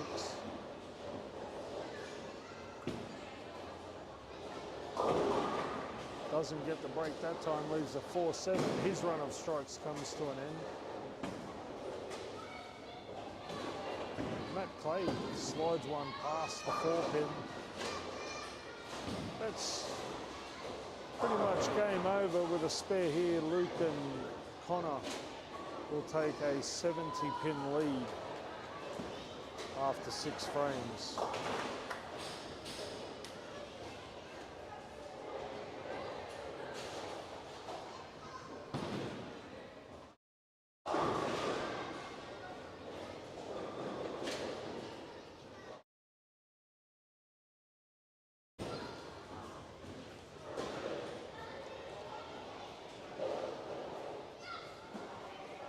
Chloe and Matt are pretty much in damage control now. I think they both know that with 2 open frames in the same frame, that things just got a lot tougher. As I say that, Connor Raines has gone wide, left a washout. Chloe goes high, leaves a 3-6.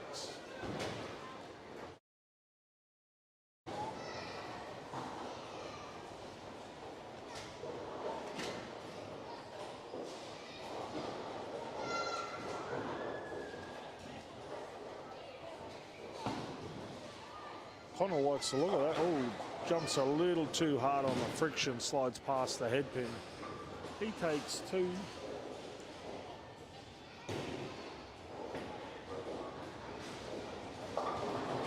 Chloe with a nice 8 spare.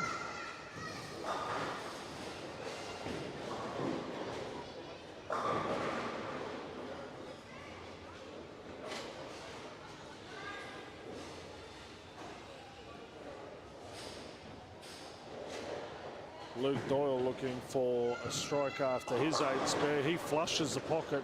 He's still throwing at 278 pace.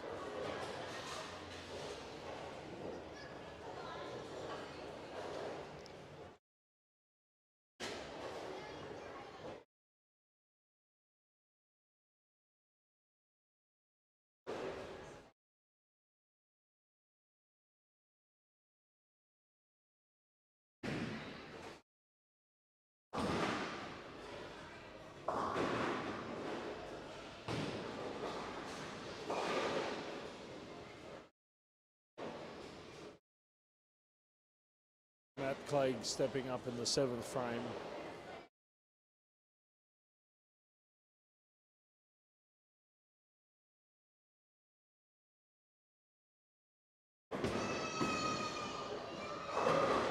He carries. Great shot there by Matt.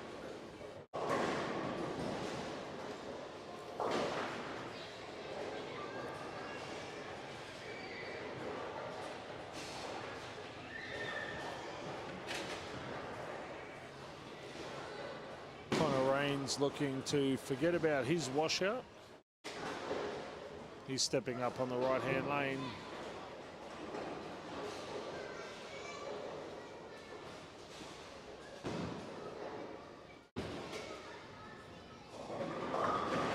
He's gone a little bit high, left the 3, 6, 9, 10.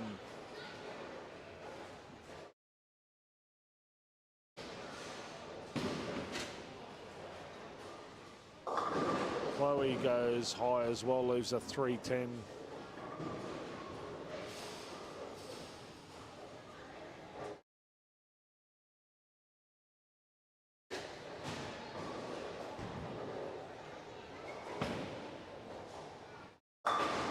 Connor takes 3 off that 6 count. Takes all bar the 9 pin. Connor throws his spares differently to most people. Most people for that would have tried to throw a hook shot to the right of the 3, trip out the, take the 3, 6, 10 out with the pins, and the ball will go through to take the 9. Kind of tried to back that one up, which is a rather, I guess, unusual way for the conventional one-hander to spare that particular spare. Of course, we do see the two-handers do it, and Luke Doyle has left the exact same spare. So it'll be interesting to see whether Luke throws a hook shot at this, or because of the two-handed release, it is a little bit easier to throw the ball what we call reverse hook or backup. And for the two-handers, it does open the spare possibilities up quite a lot. Judging by Luke's setup, he does look to be throwing this as a regular strike shot. As I say that, he takes the 3-9, so the ball jumped a little hard on the transition, on the friction, and takes the 3-9. Those two open frames have dropped their lead from 88 down to 60, with Matt working on working on a double and Chloe working on a spare. Could be anybody's game, but Chloe goes high for a 4-7-10. That is not an ideal time to do that. On saying that, if Connor doesn't capitalise, may not be that bad. As I say that, Connor Rains under pressure, as spoken about before, absolutely drills the pocket for the strike. Chloe takes one off her 7 count.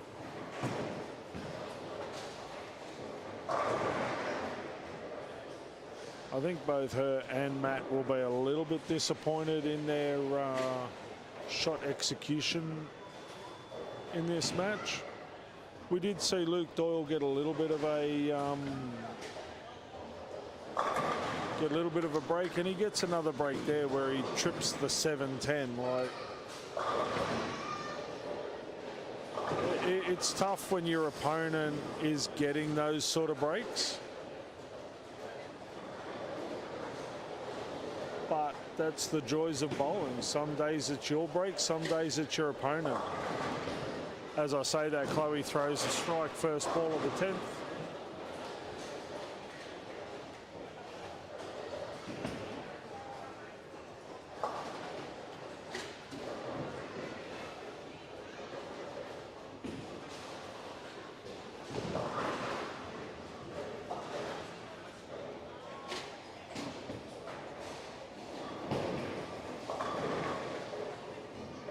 Chloe and Matt will bow out of this game. Connor and Luke will move on to lanes 5 and 6 to face our top seeds in Frank Nusafora and Tyson Jones.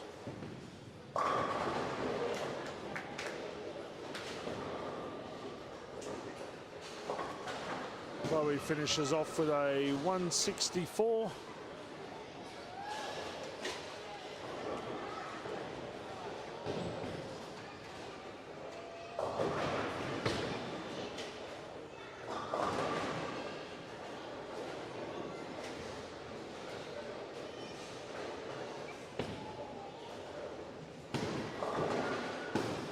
Wow, Connor got through that one real quick with a 5 count. He'll finish with a possible 185.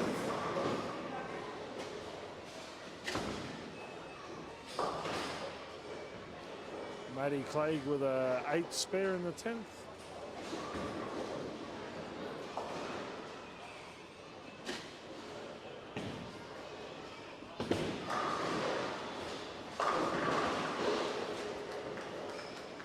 Connor makes his spare, finishes up with 185.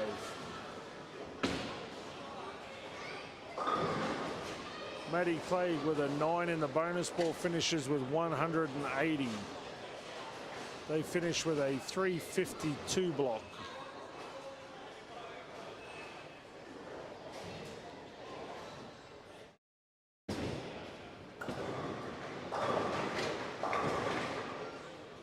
Luke Doyle with a 7 count first ball in the 10th.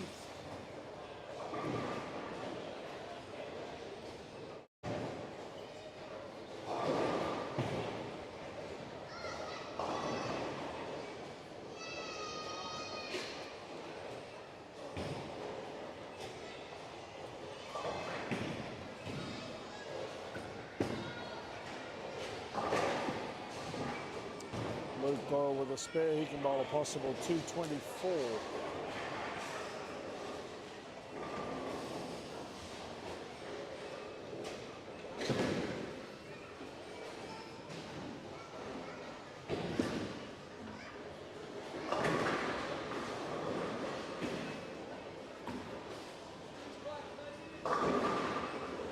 And he does indeed. 2:24 for a 4:09 series. Moving on to the final.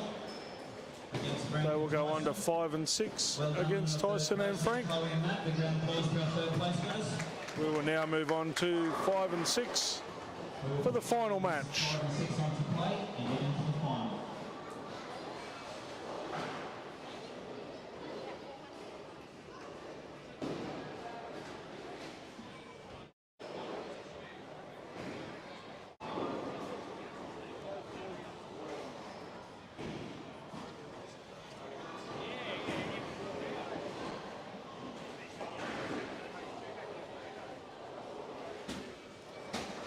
Tyson and Frank have decided to start on the right-hand lane.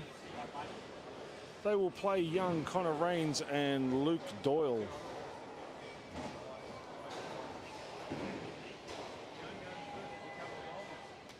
Tyson Jones will step up first in the final. This is, of course, a one-game match. There is no repechage for the top qualifiers, so it all boils down to one game. Tyson got that one through about 22, hits the pocket, can't quite kick out the 10. Not a bad start. Remember, these boys have sat out a game while Luke and Connor are coming in fresh. They have had a few warm-up shots on a practice pair. Connor Rains goes through the head pin, leaves a 6-10. Solid spare there by Tyson Jones to open up the first game, or first frame of the final of the 2023 Mackay doubles. As Connor steps up for his spare, I will take this opportunity to thank our amazing sponsors, PBSA for their 300 game award, Billy's Pro Shop and 10-pin bowling supplies for the Mystery Bowler Award. Of course, Anna Elverson and her fantastic staff here at Mackay 10-pin Leisure Centre. And our outstanding major sponsor, the Mike Carney Group, for all your driving requirements, four-wheel drive and off-road, camping and outdoors, new and used as well as luxury. Please go and see Chris and the gang at the Mike Carney Group. Luke Doyle picks up where he left off in game one with a strike first frame. Frank Nucifora, after hitting the pocket leaving a 7, is going back for his spare, which he covers with confidence.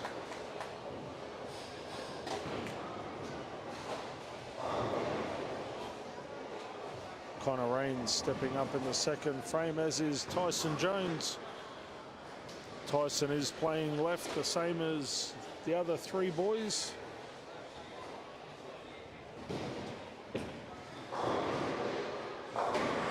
Tyson goes light, which seems to be the high percentage shot for the lower rev players. Tyson is what we classify as a speed dominant player, meaning his ball speed is a little quicker than his rev rate would normally allow. However, on this particular pattern, Tyson is able to play fairly deep and still get the same reaction as the guys with the higher rev rate. Connor Rains is exactly the same. That time he threw the ball a little bit wide, where Connor's been playing sort of through about 17, 18. That one he got through just wide of 15, and you could see that he didn't quite have the rev rate to get the ball back. Luke Doyle's got a little bit more forgiveness to the right. He actually has the opposite problem to Connor. If Connor's going to miss, he can miss left and be a little bit safe. Luke, on the other hand, is allowed to miss a little right because he's higher rev rate, a little more friction on the outside. The ball does tend to finish a bit better. Frank Nucifora, being one of our only lefties in the field this week, he has a pretty consistent pattern and reaction right across the centre. Of course, he's got nowhere near the traffic on the left that the boys have got on the right. As Luke Doyle gets up and drains a double. Great shot there from Luke.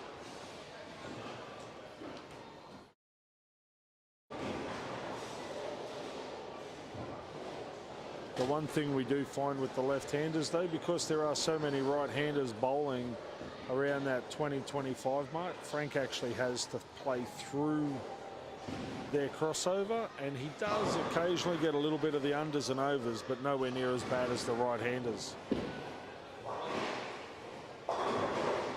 Connor goes a little bit high in the pocket, leaves a 4-pin, still a makeable spare. Tyson Jones gets that one through about 22. Gets the break, kicks the 5 out of the 5-7, which we saw his daughter Chloe leave in the previous match. She couldn't quite get the ball back to finish hard enough. Doesn't quite kick the 5. That time Tyson did get the break and kick the 5. So Connor makes no mistake with his spare, and we're clean through 3 frames. Tyson Jones nails his 7-pin, and he too is solid through 3.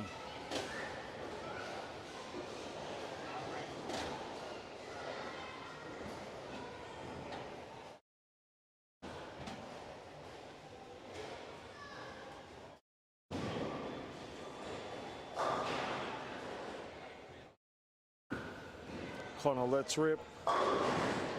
Oh, Luke trips the 9.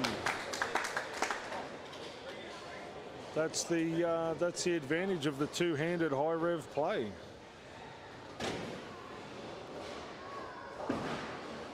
Frank got through that one nicely, punches a pocket. He carries a strike of his own. He's not giving Luke that much room.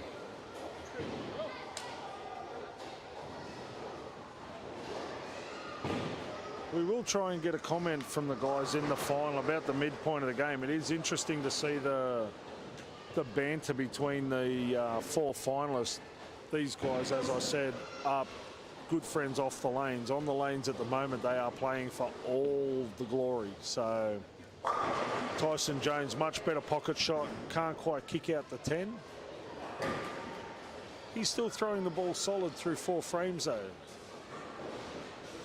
Connor Raines we have seen miss a little bit right, but he has been super consistent throughout. That one there, he bled a little bit right as well, goes light, leaves it 2-4-10. Tyson makes no mistake with his 10-pin. Connor Raines, you could see, got a little bit tight through that shot. We will have a chat to him at the end of this game about that shot. I don't want to have a talk to him mid-game. That would be unfair on either opponent. So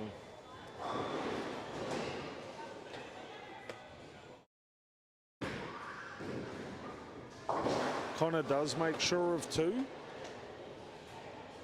As I said, we are looking at pinfall here, so every pin counts. Frank Nucifora steps up, looking to put a little bit of pressure on Luke Doyle. He gave that one a little more room, likes the look of it, doubles up. He rode that one out. Frank's a little bit fired up for this match.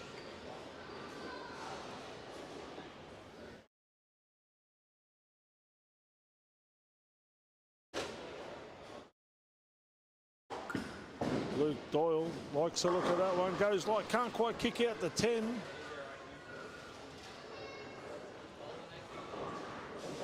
Not a bad shot from Luke.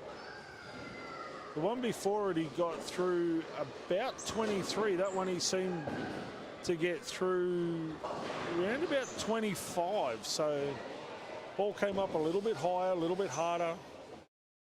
Kicks the 6 just in behind the 10, doesn't quite take it out.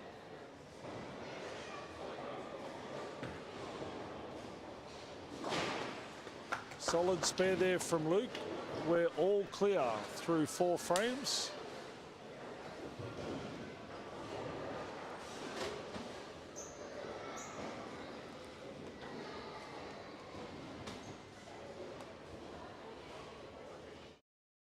Here's an interesting situation. Connor Raines actually just stepped up on Tyson Jones after an open frame. I think the idea behind that is if he can throw a great shot, which he has, leaves a 2-pin, but if he strikes there, he lets Tyson know that that open frame doesn't really bother him. Tyson goes a little high, leaves a 3-6, again, in that matchup, Tyson is in the driver's seat. Connor did, I think, pull the right rein there in getting up and just trying to let Tyson know that, hey, it's only one open, I'm still here. And we all know that Connor's spare game is just exemplary. He really is. As far as the young players go, he is really one of the best sparers in the game at the moment. You can see, even though Luke and Connor do play much different techniques, they are talking about the lane condition. They're talking about how it's playing, where it's playing. And you can see these two young guys are really, really feeding off each other.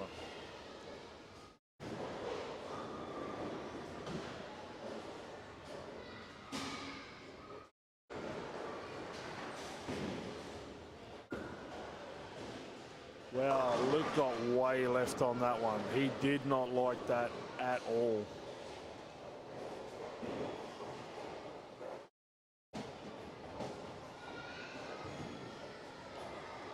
Frank Nucifora puts his ball down. Something obviously not quite right. He's reset himself. He's in no hurry to throw the shot, so...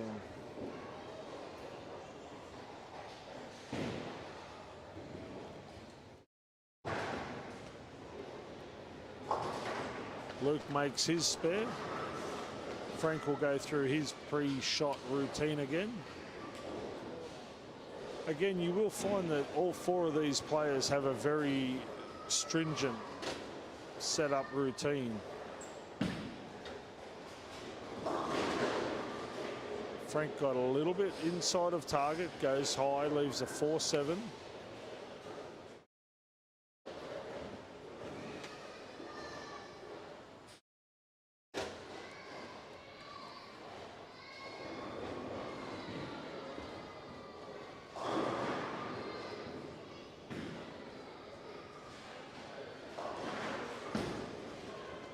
Frank Nucifora makes a solid spare, and we're all clean through 5, other than Connor's small indiscretion.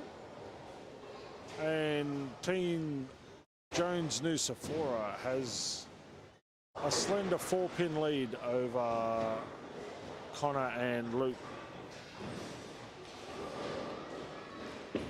Tyson Jones gets that one a little wide, smashes the pocket and carries. Great shot there from Tyson Jones. We are getting to the business end of this final. We are in the back half of the game, so you will see the bowlers start to get a little more intense. Emotions will be a little higher. You'll see the occasional fist pump, high five. Connor Rains goes high, leaves a 3-6-10. We did see this earlier in the day with Connor. He got to a point where he was throwing the ball really well, and then for some reason, he almost lost the feel of the ball. Frank Nucifora gave that one a lot more room. Doesn't quite kick out the 6, but it was a much better shot. But as I was saying, we saw Connor get to a point where he was actually losing the bottom of the swing, losing the feel of the ball at the bottom of the swing. Almost as though he didn't really trust what he was feeling on his hand.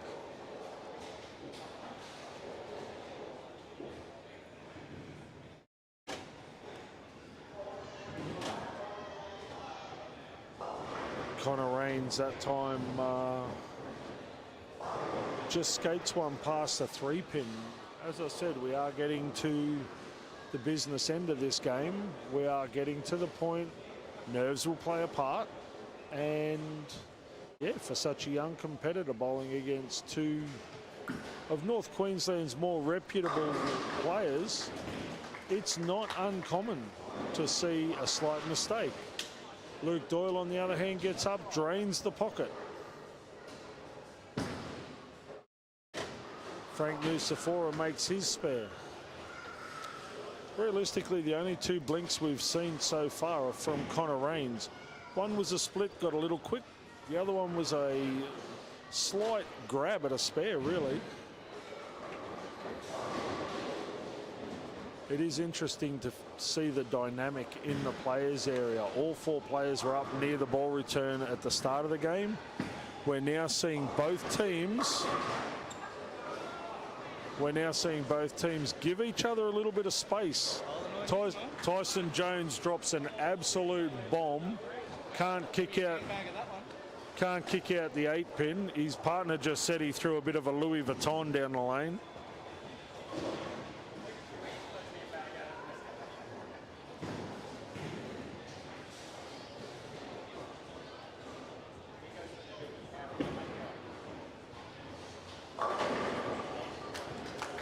Connor gets up there, throws a nice shot. After an open frame, that's a really good comeback. Solid spare there from Tyson Jones. Probably deserved a strike, but at some stage through the day, he's probably tripped a bad fall, got a good carry, and that's just the bowling god saying, you know what, we'll give you one back. Luke Doyle's looking to double up as Frank Nusafora is looking to get back on the path of strikes.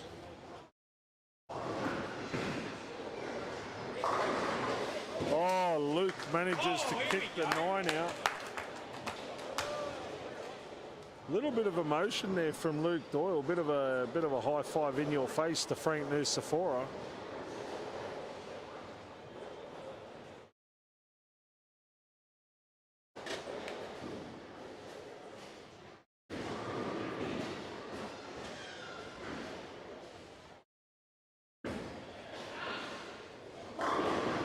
Frank Nusafora doesn't let it disrupt him. He gets through that ball, smashes the pocket and carries.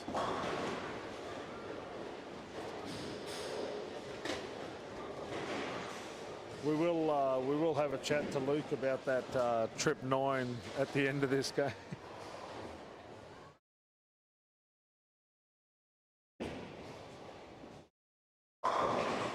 Tyson Jones with a strike in the 8th frame. He's solid through 8. Last one he carried it.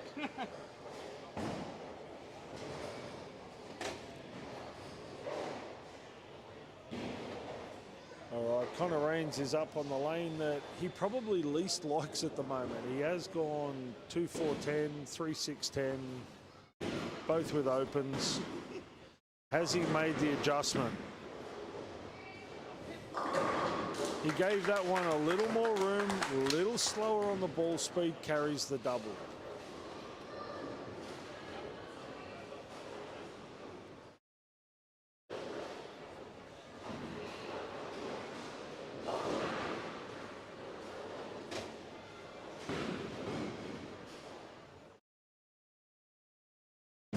Frank gave that one rooms, called it back, goes a fraction high, leaves a 6-10.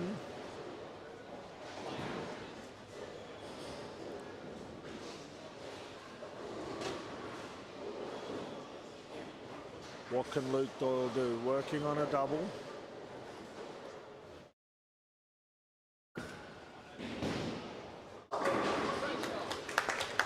Actually got out of that one a little different, went a little light, manages to splash.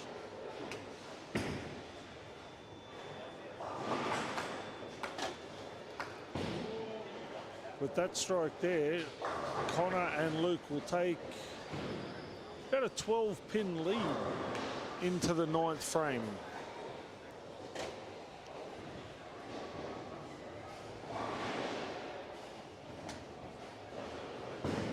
Tyson Jones working on a strike. Connor Raines working on a double.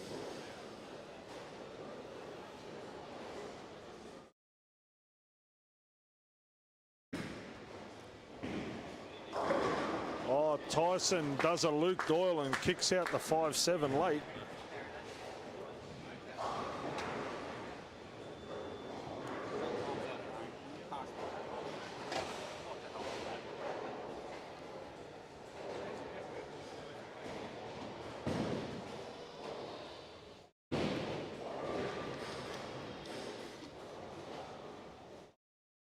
Connor Raines looking for a strike.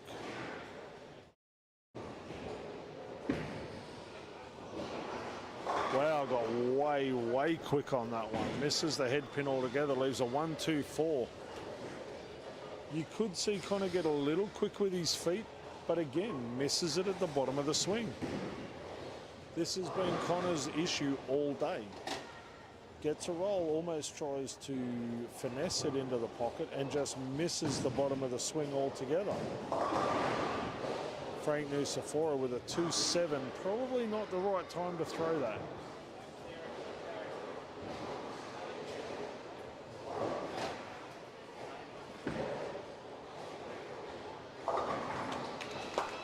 Frank's in a must-spare situation.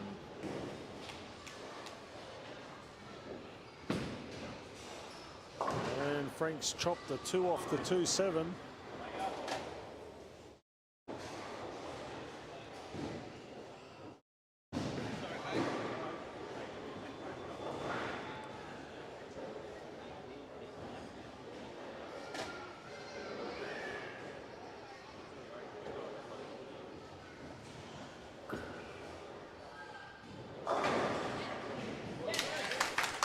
Trips out the 10.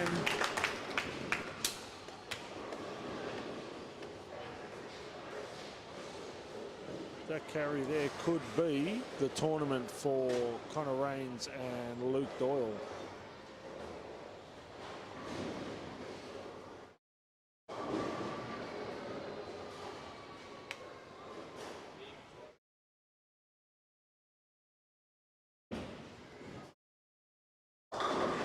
Tyson Jones trips the 4-pin forward. That gives him 3 in a row. Still anybody's game. If Luke and Connor open the 10th and Frank and Tyson can close, not so much strike out but close, they can still come and win this game.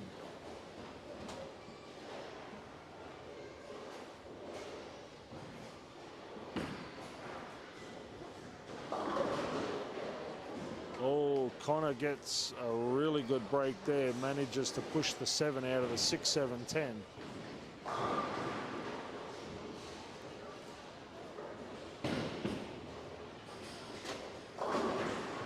Tyson Jones goes a little bit long, leaves the 2-4-5-8 or the bucket.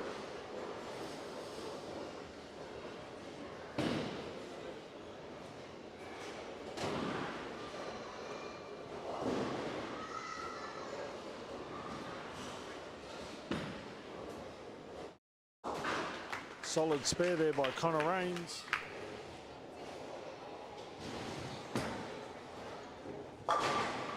And a nice spare there by Tyson Jones for a 2-13.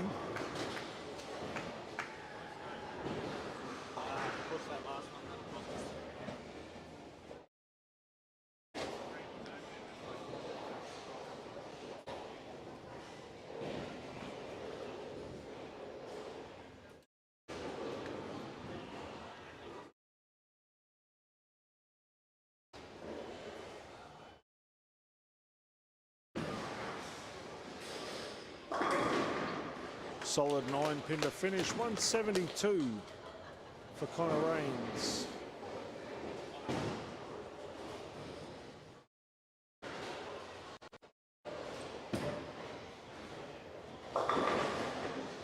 Oh, Frank Nucifora with a 6-7-10. That right there is the tournament. Super congratulations to Connor Raines and Luke Doyle. Commiserations to Frank and Tyson.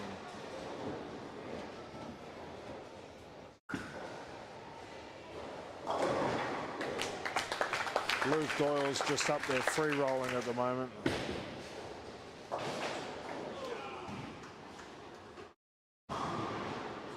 can see the frustration on Frank Nucifora's face. He knows. Tyson and Frank finish with 393. Luke Doyle's up there just free rolling at the moment. He has got a shot a mile wide.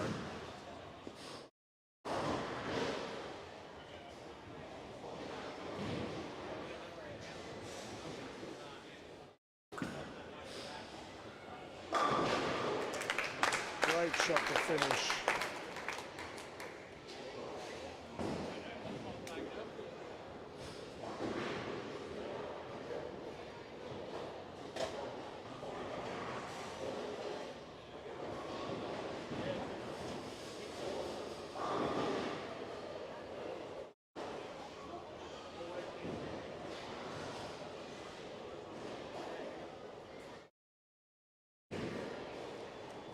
Luke Doyle looking to strike for a 267.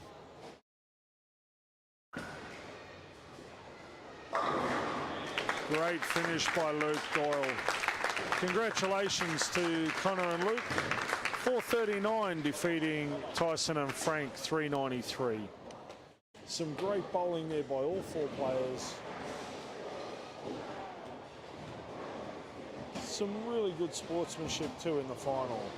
Stay tuned, we will be back for the presentation in about 10 minutes from now.